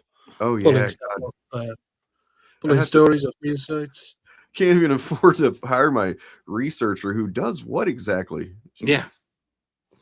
Who got me a great sponsorship with Antelope Hill. Look, couldn't be me. Thank God for being demisexual, because I mean I recognize that she is an attractive woman, but it doesn't do anything for me. Listen, man, her boobs just aren't big enough. Her I boo- think you know, that's I so like weird. boobs, bigger boobs. So, like, what? If Melanie Mac did actually have bigger boobs, then he would be like, "Oh, then it's not professional. Then I'm totally into her." Like, I would totally the have fuck? some accusations against me if she had bigger boobs. Yeah, it's like, Well, what the fuck? That was sort of one of the earlier things that Kino Casino went after Quartering for, because he was so creepy around her. And she just recently put out her own public statement saying that he's never been he's never made her feel creeped out, right? And that they're very good friends, and that she's And not she's in on a it for the money. payroll, so she kind of has to say that, right? Like, Although she's not in it for the money, because she's married some rich dude. So she's racist purely for pleasure. that's not what she said. Good Whenever for she her. quit the grift last time, she said it was all for money. Yeah. When she quit,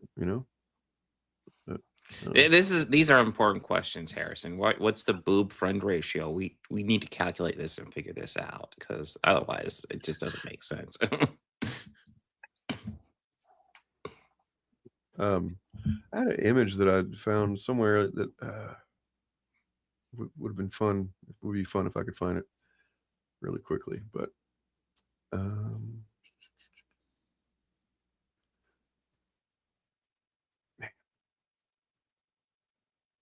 it was like I guess it was an AI art, like a Studio Ghibli version of the Quartering and Melanie Mac sitting there whenever she's like seems uncomfortable with him talking about them hanging out or whatever.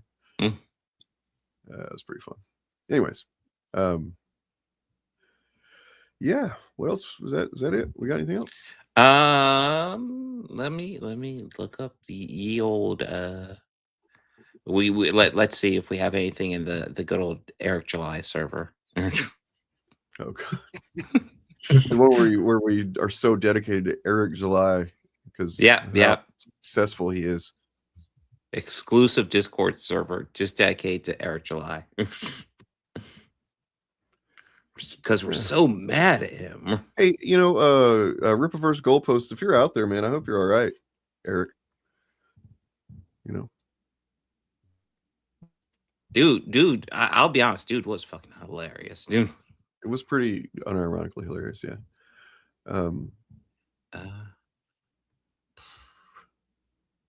So that Trump as Jesus thing, man, that seems really seemed really piss some MAGA folks off a little bit, right? I don't know what you mean. Trump as Jesus. I mean, I've seen him as a doctor. But... Oh, right, he was a doctor. Yeah. I was mistaken. Me and a couple other people thought it was maybe Jesus, but we're stupid. Yeah, I mean, only who could think that would be Jesus? It's clearly a doctor. Everybody knows doctors all dress like that. How is it that every literal single thing this man does is just a fucking disaster? Like, he tried to do what should have really been a layup with the whole DoorDash thing and no taxes on tips and stuff, and it's like, and that just became another fucking disaster. I mean, maybe that's the point, because that means that thing becomes what's being discussed instead of bombing 140 girls in a Iranian school or all of the pedophilia stuff. I don't know, but like he is master at like kicking the discourse down the road. Yeah. It makes my eyebrows do this. I never did learn the story behind that. What the fuck was up with that? So the best thing I found was somebody explained that this is what happens when you are a conservative man who basically he's pays to get his stuff done, like his hair and his face and stuff like that. And whoever he paid in this example, or whoever did it, kind of went a little overboard or something. I don't know. And that but nobody has the fucking balls to tell him that he looks ridiculous on him. The eyebrows are intense, man. It's like, oh my god, is that real? Like,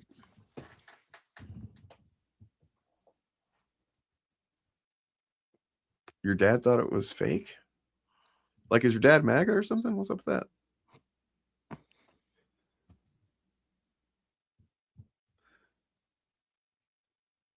Kyle from Which is Texas weird. Saudis are folding the LIV golf league because of Trump. Oh, cool. Good. That's where Jeremy Griggs' eyebrows went. So yeah, and Shapiro must have found him and said, "Oh, this is where I left him." Right. I was just going to say, weird that his dad thought that when Trump said that it literally was him that posted the picture. That's not the cover story. The cover story is not that he was hacked. It was that he definitely posted it. Yeah. But that he thought Weird it was shit. him of the doctor. And not just that he made the mistake, but that not just that he thought it was him as a doctor, but that it obviously was, and everybody else is wrong. So, yeah. Did y'all see that shit with Afro Man? I've never done a proper dive into it. It's you know, I'll tell you the disappointing ending from my experience with it. The whole thing, I was very excited to cover it. I did cover it on a Friday night stream where I was like, this is fucking great. He really owns these cops that were, you know, doing shady cop shit that cops do actually a lot of time, all the time around the country. But nonetheless, he won. But then I found out after that he's actually MAGA. And I was like, oh. Afro Man's MAGA? Yeah, apparently so. Ew. Disappointing. Ew. I had no idea. It's because he got high. Right. I mean, obviously. Must have been high. Tool reference.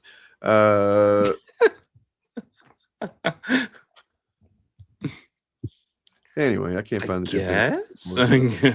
No, it is. They have a song called "The Pot." Tool. Yeah. No, I am. Yes. 10,000 days. Yes, I'm aware. Yes. Oh, wow, Bob. We should have been talking about Tool all this time, man. What's up? Lateralis is the best, by the way. I agree. I've got a tattoo of from the artwork on my back. Oh yeah, that album's a fucking banger. It's best. Yeah. Anyway. But yeah. You know what? I don't talk about it because Tool fans are really fucking annoying. They're like one of my top two favorite bands, and like I've hated talking to nearly every Tool fan that I've spoken with. I'm just like, Jesus Christ. I always have to be honest. I love Tool, but I have to be in a certain mood to listen to them. And when I'm in that mood though, like it's fucking banger stuff. Yeah. But there's very few songs that I'm like, oh yeah. There's a few songs by them where I can listen to most any of the time. Parabola is one of them. I want to say Ticks and Leeches. Ticks and Leeches is really pretty good. That one. Lateralis, the song is very good. That's a good one. Although I have to be more in the mood for that one, but yeah, I do like that one. I know. Patient is very good. The Grudge, the first song on that album, where it's got that like 41-second scream, that's pretty fucking good. Anyway, nobody's ever suggested this before. Right Into is pretty excellent. I've actually got a acoustic cover that I did that I've not subjected anyone to, but I might if I get it sounding better. It's difficult. Stephen A. Smith is a celebrity. I mean, what's he have to do with anything? Oh, I see. Is he MAGA? I mean, he's kind of a dipshit from what I understand. He's sort of a fence sitter. Well, and then what are the positions I've seen him taking are like dipshit positions for sure. I will tell you the thing I liked about Tool over Pussifer, and I enjoy Pussifer as well. I just want to make that clear. But what I like about Tool goes along, I like them more. Like for earlier on, I was like, okay, it's kind of samey, but they've developed a lot more. Sorry. But what I like about Tool is it's the prog rock fan of me. It's why I like Genesis. Why I like Yes. I like how Tool pretty much takes a really cool sound and just explores it for like 10 minutes. I just dig that. Yep.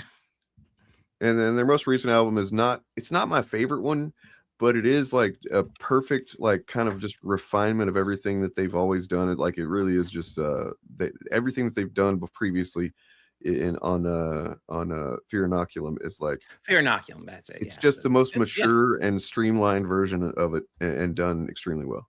Yeah, no, I won't consider it one of my favorites from them, but it's really good. Like, I don't think they have a bad album, but yeah, no. Bill Maher's terrible, and Pussifer's Bohemian Rhapsody is awesome. Yes, both of those things are true. Here's this. I don't remember how much I explained in this short, but here it is. The rapper Afro Man won a defamation lawsuit filed by 7 Ohio sheriff's deputies who sued him over music videos in which he used home security footage to mock their raid of his home. The case tested the limits of parody and the license artists can take in social commentary directed at public figures. The deputies collectively sought nearly $4 million in damage. They wanted $4 million. No reasonable person would expect a police officer not to be criticized.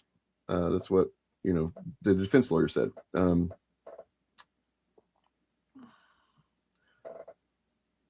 So the Adams County deputies said they were publicly harassed over the viral videos, which were viewed more than 3 million times on YouTube. The videos show rifle-wielding deputies busting down Afro Man's door, searching his shoes and his suit pockets, and hungrily eyeing a cake on the kitchen table, inspiring one song's title, Lemon Pound Cake. In other music videos, Afro Man took aim at the deputies' personal lives. This is where it gets great, okay? So once they sued him, that's when he's like, oh, okay, that's how you want to do this. You want to sue me for, causing you some distress or something? He started digging into these cops' backgrounds, individual cops that were in the video and in the raid, found their dirty laundry and made a song and a video about basically each one. So real quick to jump back a bit earlier in our discussion, the other song I was thinking of by Tool that I listen to regularly, 46 and 2. That is a very good one as well. Yeah. I mean, when it comes down to it, there's not a song that I think is bad. There are some in the earlier catalog that are definitely more experimental. Yeah. No, I mean, but I mean, more for me, it's like that's when they were younger, so there's more like anger in the heaviness, whereas like they started exploring being heavy band without anger being the root of that heaviness, and that's what I definitely love that as an older, not angry guy. Not as angry as I was anyway. And yeah, so it some of that's I'm like I got to be in the right mood for. But 46 and 2 is literally about growing and changing and stuff, so that's good. It's a good messages in those Tool albums. Like that song "Hooker with a Penis." Not judging. I know, man. They really are. It's like, oh, you know about the Fibonacci sequence? Yes, dude. Shut the fuck up, Jesus Christ. I mean, yeah, no, I do think it's hilarious that they do a song in German that's literally just a browning recipe and it sounds fucking evil. I do appreciate that. It sounds very but evil. It's a silly joke. You know that, right? Well, the cool thing is that that Maynard they know their fans can be dipshits because like they don't really do it as much anymore. But earlier on, I think whenever Lateralis was going to come out, they announced it and then they said, "Here's the track listing." And the titles were like these really pretentious in Latin and like vulgar terms and stuff that was not anything that then ended up being the actual. And people were like, "Whoa, these are crazy track titles and stuff." And then it turns out to be a joke. And there's, I can just imagine them laughing their asses off. Their fans that bought into that. I remember seeing that like, it's weird, man. Okay, whatever. Yeah. Like, what are we doing? What are we doing? Yeah. I mean, he actually commented on that in a recent interview whenever the new Pussifer album came out. He said something alluding to that that he was trying to make a joke and he was trying to convey something with that, and he didn't feel like he did it as well as he could have. So it's a fun song, but yeah, it's early days. Honestly, I don't listen to Undertow really at all. I like as much as I really used to love holy shit, what was their big single off that? I'm completely brain farting. Sober, yes. As much as I used to love Sober, I almost never listen to that album anymore. It's really whenever I used to play in a band that like we would cover several Tool songs, Rage Against the Machine and stuff. And all my buddies loved that album, and I would try to get into it as much as I did with Anima and Lateralis and stuff, and I just didn't really do it for me. Partially because the bassist is a different bassist they had at that point, and he's not nearly as good as Justin Chancellor. And then a shout out to their drummer, who is probably my favorite still drumming drummer that's out there right now. I mean, if you look around on YouTube at like other drummers, they basically, it's the consensus that he's one of, if not the top 2 or 3 in the world drummers. I mean, we lost Neil Peart a few years ago. Phil Collins in his peak was fucking amazing, but he doesn't drum anymore. So yeah, he also doesn't dance. No, he never could do that. He never could. It's just about Don't the way he talk walks, either. bro. Yeah. Yeah, it just. I mean, really, the only thing about him is the way he walks. So Yes, I don't even know why anybody listens to him. Just watch the guy walk. That song is my oddly that's my introduction to Phil Collins was in Genesis was that song, so that's always stuck in my mind. I mean, A Perfect Circle, as a matter of fact, they have their last album that came out in 2016 or 17. It speaks a lot to the state of the world. It was very prescient and still relevant. Disillusioned is a great song. The Doomed, all that stuff still sadly fucking applies.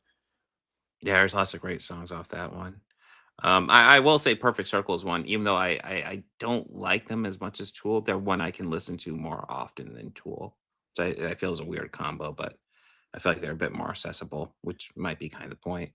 And you still refuse to just like listen to more recent Incubus albums because you had that roommate that one time. Yes. Pardon me while I burst. I'm gonna at least send you 5 times a day for a year. No, I'm gonna send you a playlist that won't have any songs you've ever heard before on it, and you're gonna love it. I might sit down and give them a shot. But yeah. One bit of news that I don't know if you wanted to talk about was the Disney layoffs, because that's pretty horrific. Real quick, I want to correct this. It was actually C is for insert sophomore reference here, not actually cunt. The name of the album was C is for parentheses insert sophomore reference here. Okay. Disney layoffs. Is Walt Disney laid off? What happened? They've announced, I think, 1,000 layoffs, mostly from the Marvel division. I was about ready to say what I'm seeing is it's heavily hitting the Marvel division. So Chud content's on its way out right now, I bet. Oh, sure. I'm sure they won't be doing any coverage of this. I have the Forbes article pulled up on it. Oh my God, and they are throwing ads at me every second. The whole Avatar movie? Not that Avatar film, the Last Airbender. Wait, the whole one? Last I heard, it was just the one starring Courtney Love. I didn't think it was the whole thing. James Cameron's Avatar starring Courtney Love was leaked. Wait, is she really in that? Is she in? No. No. It's because he said the whole. It's because he said the whole. Oh, the whole Avatar. No, it's the animated Last Airbender movie. Sequel. That Paramount are making. Gotta specify. Yes, they have somehow that got out. Now they claim that it was accidentally emailed to a journalist, which I don't believe at all, because if that was the case, they'd know exactly who they sent it to. All right, so going back to these layoffs, Marvel was hit hard. Artists, illustrators, character designers, environment designers, and other technical specialists responsible for the look of Marvel films and have been with the company for over a decade. Pretty fucking shitty. It seems to be a classic cost-cutting matter because they're going to all of these people that were salaried employees. A lot of them they're going to hire back as independent contractors. Well, I mean, it makes a lot of sense when you think about, like, I mean, it's just simply true that their stuff hasn't been doing as well, and they haven't been getting as much out since they kind of slowed down in order to kind of pivot to hopefully making. Well, yeah, one of their excuses is that, or one of the things people are saying is that it's because they're not making the Marvel side of things. They're not producing as much content. But then it was only a couple of years ago that we only had Deadpool and Wolverine from Marvel come out. So yeah, it's frustrating. And I think, I mean, the frustrating thing is just simply because I do hope these people get their jobs back, because I mean, I think that no matter what you feel about the state of Marvel media at this point, the people that work there and have worked there for, you know, however long, are responsible for some pretty iconic content that, you know, we should feel fortunate to have gotten, even if it didn't turn out as the way we wanted sometimes. I mean, I think one of the things that's driven me nuts about more recent Marvel stuff is not necessarily that the content is necessarily worse or anything, because I think that's overblown massively. Sure. But like, we've gotten some really cool characters who have just pretty much done like fucking one shots. Like Shang-Chi has barely appeared since his fucking movie. In fact, has he appeared except since the fucking Zombies, which is an alternate reality version? No. There's lots of characters. They've introduced plenty of cool characters since Endgame. They just haven't done anything with them, and I feel like that it's a little bit of you know, them, you know, they have, I don't think they made as big a mistake as like putting out, you know, Rise of Skywalker or whatever. Yeah. In response, but I think that some of that is due to what they saw as fan backlash to, you know, woke diverse characters or whatever the fuck, because, you know, Shang-Chi did well in the theater. You know what I mean? So it's not just that it didn't make money. It came out, I think, right during the pandemic too, and it still did pretty well. Yeah. As well as Black Widow.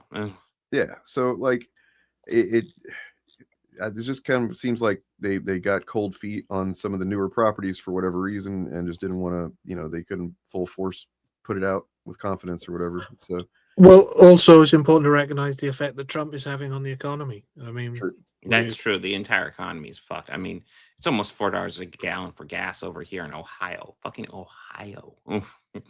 and of course, his immigration policies are scaring off people from coming over here to visit tourist destinations like the Disney parks. There's a lot of issues across the entertainment industry as a whole. So yeah, it's not surprising. Right, the economy is shit. You know, so and of course the chuds are going to talk about woke Marvel and stuff like that, but like they're not going to talk about that. Literally, it's their pedophile, you know, peace guy, the man of peace. He's bringing peace to the world and stuff. Yeah, that guy. It'll get to them though, because if I was one of the people that supported their channel, I'd think long and hard about all those donations that I keep giving when I can't afford to fill the car up or food. And Chris, I don't mean to call you out, but I think you're the one person. That's like when I think of like even that. The two things that come to mind that over the last like 5 years or so that really like I'm like, oh man, is that for sure. It's just like, oh god, it's not even very. I tried so hard. It started out with promise, and then by the end, I'm like, what the fuck have we done? But then the other one, it's not in the same way because it had a lot of potential. I feel like it didn't do what I wanted it to do. This is my pet. I know a lot of people liked it, but Moon Knight just kind of ended up wonky and not what I would want from Moon Knight. You know, I disagree a little, although I understand the complaint. I think the good definitely outweighs the bad in Moon Knight, but there is definitely wonkiness in it. There's definitely. I think my biggest problem with Moon Knight was it felt small, like a small story, but seemed to have a massive budget and true. All the globe trotting. Well, and I did not like the big giant fight at the end. It was just kind of like, really, we're doing that. I want to say it was episode 4 where we dealt with his family life. Oh, dude, that one. Sure. Yeah, there was some great episodes, man. for sure. That one hit. They handled the whole dissociative identity disorder thing really well. It's just like it was far more comedic than I would have expected, and Oscar Isaac did great. Like honestly, if I just try to disconnect it from what my expectations are, I can recognize that it is generally pretty good.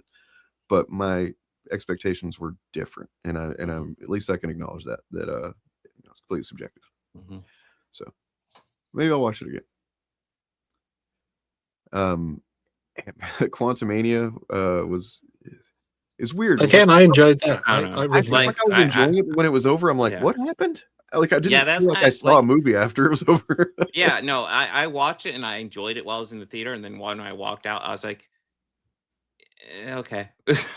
No, like at no point am I like, oh, let's examine the themes. Let's look and Thor: Love and Thunder really too. trying to say? It's just Thor: Love and Thunder. I think was generally a misfire. You know, for the most part, or at least in large part. Maybe not. I mean, but when I think about what I expected of Gore the God Butcher, we didn't see any God butchery.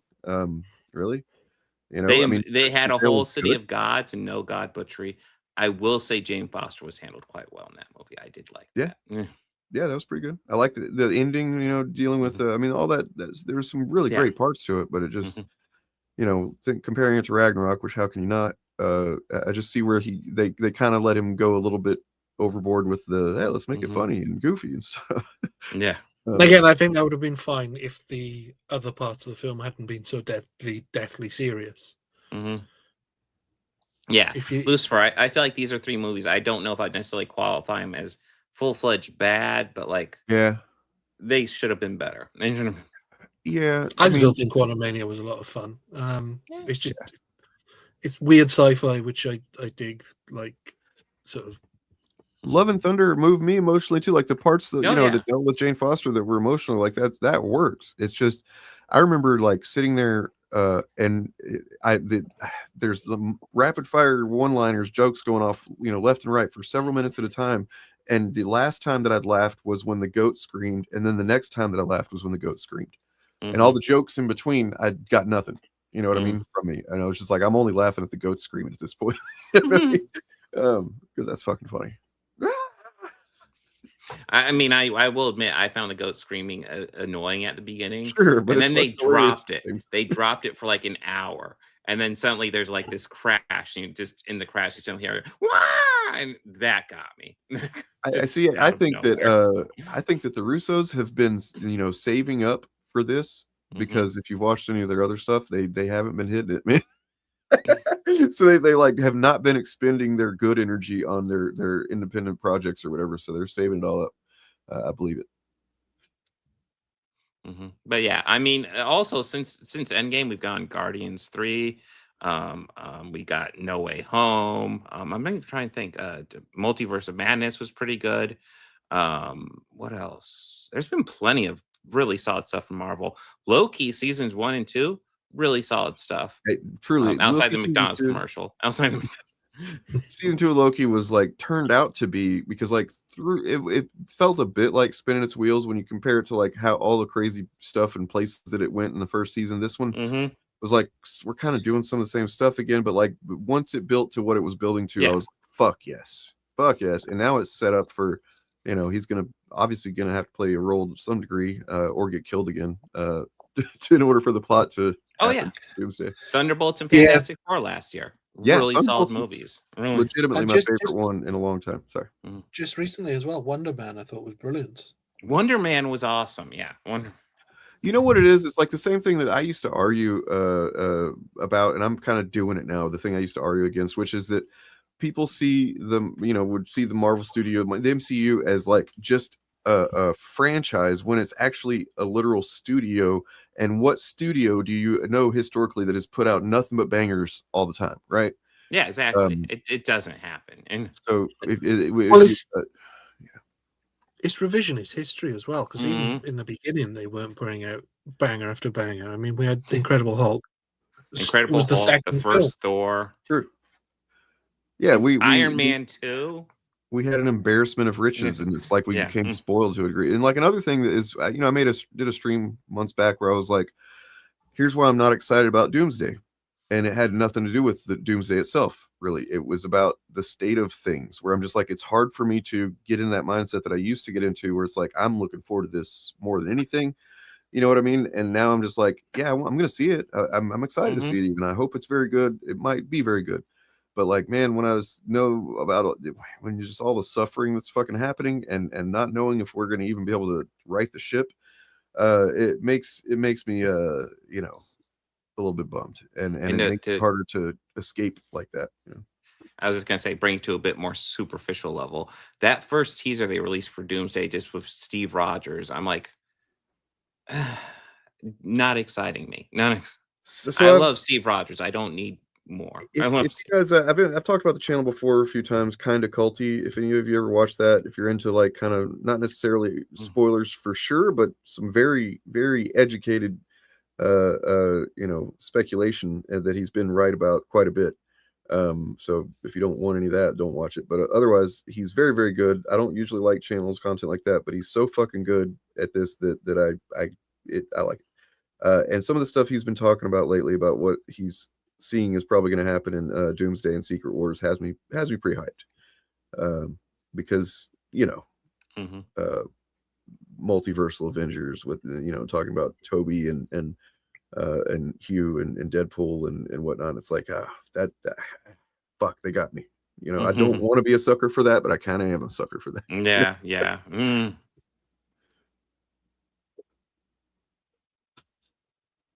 Yeah, Daredevil's been quite good. And Chris, I'll go ahead and say you are naming some of the better aspects of Iron Man 2. I like Mickey Rourke's performance as well. For sure. It's just and fucking what's his name? Sam Rockwell. Sam Rockwell, thank you. Yeah. I also love Don Cheadle taking over the War Machine role. I think he's great in it. I think that also this one guy did a good job portraying someone who's actually like a brilliant person. Elon Musk in that movie. It's a pretty good acting role. Hell of an acting job. Who would have thought? Considering he's a fucking moron. Fury. Yeah, that would be hilarious Easter egg to stick in there. Oh god damn it. I think we're both trying to share it. Here, I'm not touching it. There we go. Yeah, they did that. I mean, the only reason they wouldn't though is because most people would be like, "What? Really? What's Hasselhoff doing here?" But I mean, they obviously need to bring in Matt Fiore from the Generation X movie too. Oh my god, yeah. Just deep cuts. Whoever the lady that played White Queen was in that. Oh yeah, God, I don't remember her name, but I can visualize her. Jesus. I want my bed. Get your all I want to see is Rex Smith come back as Daredevil. Oh shit! Yeah. Yeah. John Rhys Davies as Kingpin. Come on, guys. A blind Kingpin. Ooh. Wait, did that happen? Was he blind in that movie? I haven't seen the movie. Weird. The Trial of the Incredible Hulk. What is wrong? I've seen it as a kid. Like I remember very specific scenes of Daredevil and stuff, but I don't remember. I didn't remember the Kingpin about it at all. The big reveal at the end is that Kingpin is also blind as well as Matt Murdock. And so, and how does that affect anything? It seems kind of that seems weird. It doesn't really. But he does escape on a flying hovercraft boat at the end. So okay. I will say I was planning on getting to those movies, but I did this years ago. I just started watching The Incredible Hulk from the beginning. And honestly, it's not a terrible show. But I got 2 seasons into it, and the issue was it's just fucking redundant. Every story is kind of the same thing.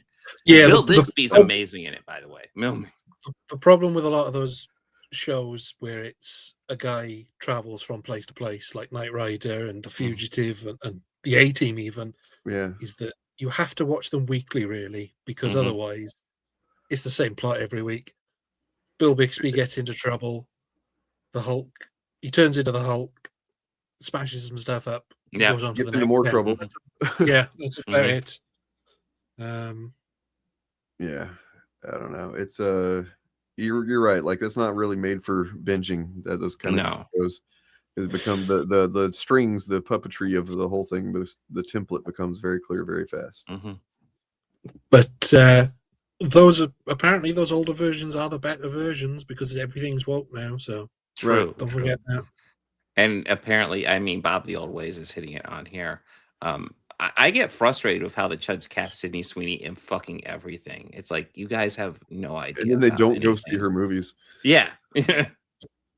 To the point where she actually had to eventually renounce racism, but when she realized that it was affecting her, that nobody was coming to see her shit, that not even they were supporting her. Oh shit, the racists aren't. She was maybe if you appeal for a MAGA audience, those people won't really be excited to go see your lesbian boxer movie.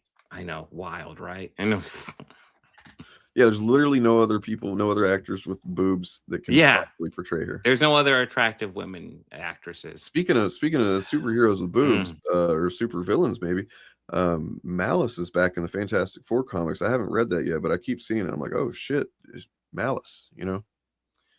That's you guys that know, That's a deep cut.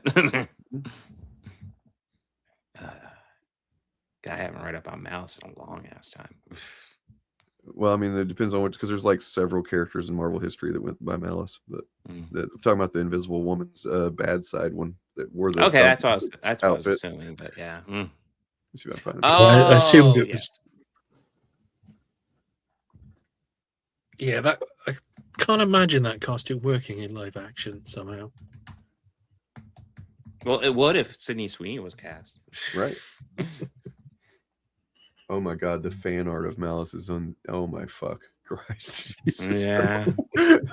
Why? Why did I do this? Yeah, that's a good point from the chat. They brought Malice back because of the Marvel Rivals skin, which true. That must be making so much money for Disney.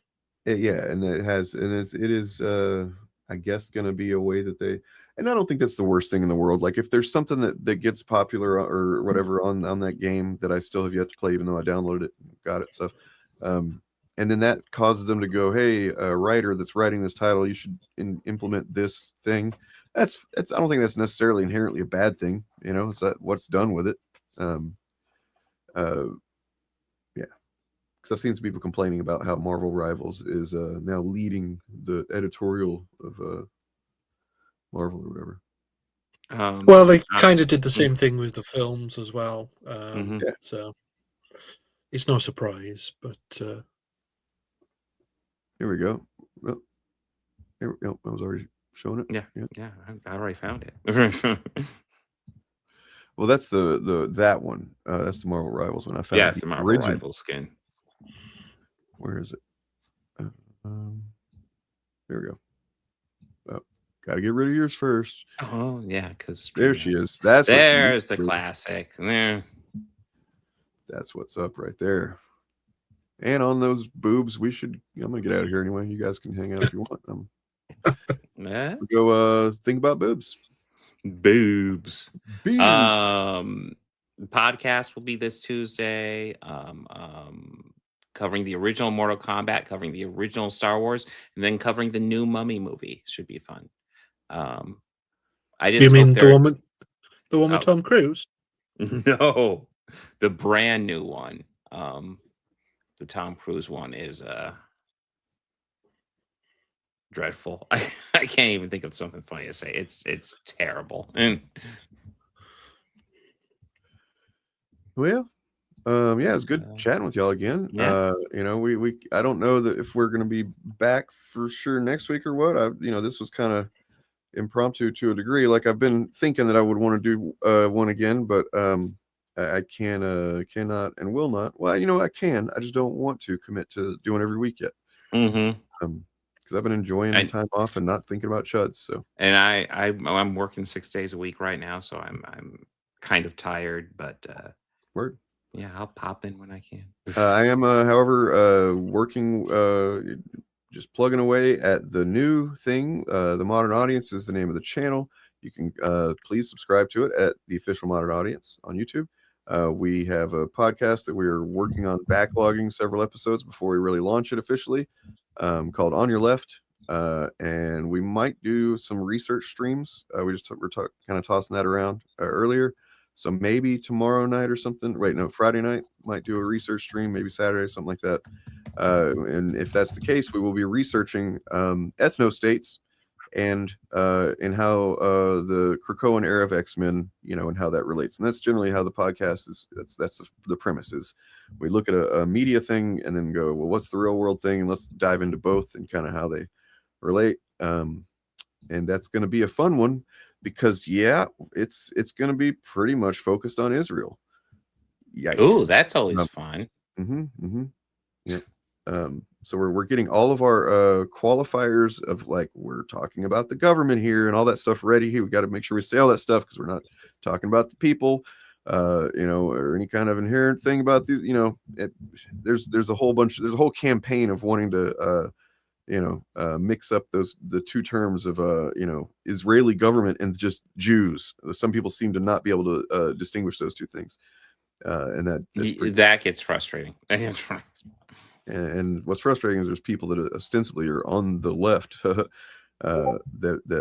do that kind of thing, and fuck them, because that only helps the ones on the right that actually do hate those people. Yeah, so we're gonna have fun with that, but it's gonna be fun. I was looking at some stuff about Krakoa, and there's lots of great stuff. I had no idea so many great write-ups have been done about Krakoa, X-Men, and Israel, and how they're comparisons and stuff. And there's a lot more to dive in than I even expected. But it's also going to be partly like kind of reevaluating my experience with the Krakoa and X-Men, which is one of really my favorite era of comics ever, but I've come to see it in a different way since it ended. So yeah, it'll be fun. It'll be heartbreaking, and it'll be great. I'm sorry. With that in mind, we do have a troll in chat. I just kind of. What are they saying? Are you afraid to engage with Melanie Mack? Oh, that's just that fucking person again. That's the same fucking moron. That, it's so stupid. That's the one that, like, as soon as we're like, Jesus. Wait, Christ. do we only talk about Melanie Mack, or do we only talk about Eric July? Holy shit, bro. These people are never so said anything really that's worth engaging with, other than to say how stupid it is and quickly debunk it. Well, I'd be quite happy to engage with what she said in those videos that I think you had a while back, where she said we should accept everybody regardless of. Let me pull that up. Actually, I got that. I mean, heck, I've asked her to debate me when she popped up in my fucking comments. I don't know what else you want. Well, no. Yeah, we have challenged essentially all these motherfuckers, and they just don't want to talk. Yeah, here we go. Got this one.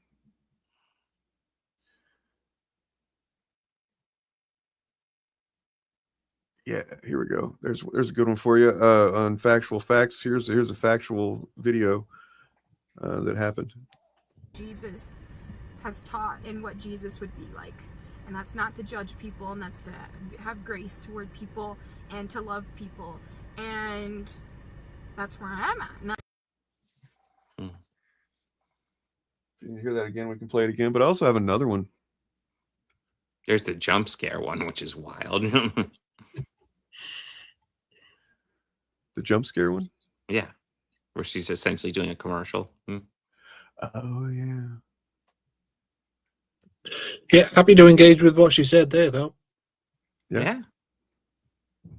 That was based. That was reasonable. Is he replying yet? Oh, yes. It appears nothing but media has made so many videos about anti-gay things against the gays. What? Oh, so you're just like actually just saying nonsense. That's fun. Well, I mean, I guess he's a Melanie Mack fan, so like an idiot.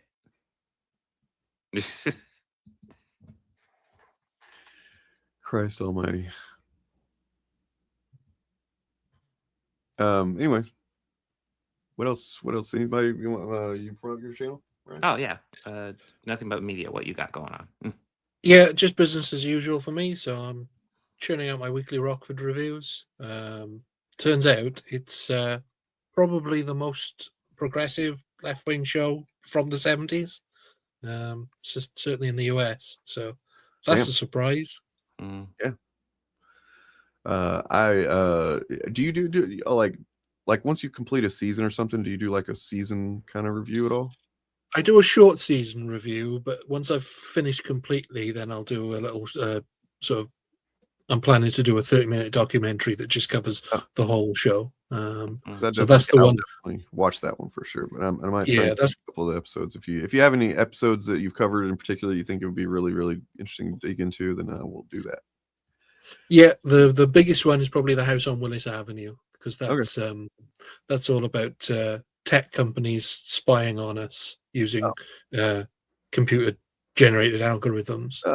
Fantasy. Yeah. What a fantasy. Well, it was kind of fantasy back in 1977 when they made it, but it's eerily prescient about what's going on in that one.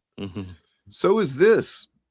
Visuals, features, and all the farming simulation you could ever dream of. And now you have the option for same-sex marriage too. So that's new and really cool. And now I don't have to play as a dude to marry my favorite suitor, and All right. And on the way out, Good we got for Dwayne McDuffie. Hope you folks have a lovely remainder of your week and take care of yourselves and one another. And, don't engage with chuds and unsubscribe to them and stuff like that. Party on and be excellent to each other. Somebody, I think the artist did a pinup with all the black characters, and somebody leaked it and said, that's the cover. McDuffie's going to turn the Justice League all black. He's getting rid of the white guys. Never a plan, never even considered, but it freaked people out, so they're reading the stuff looking for proof.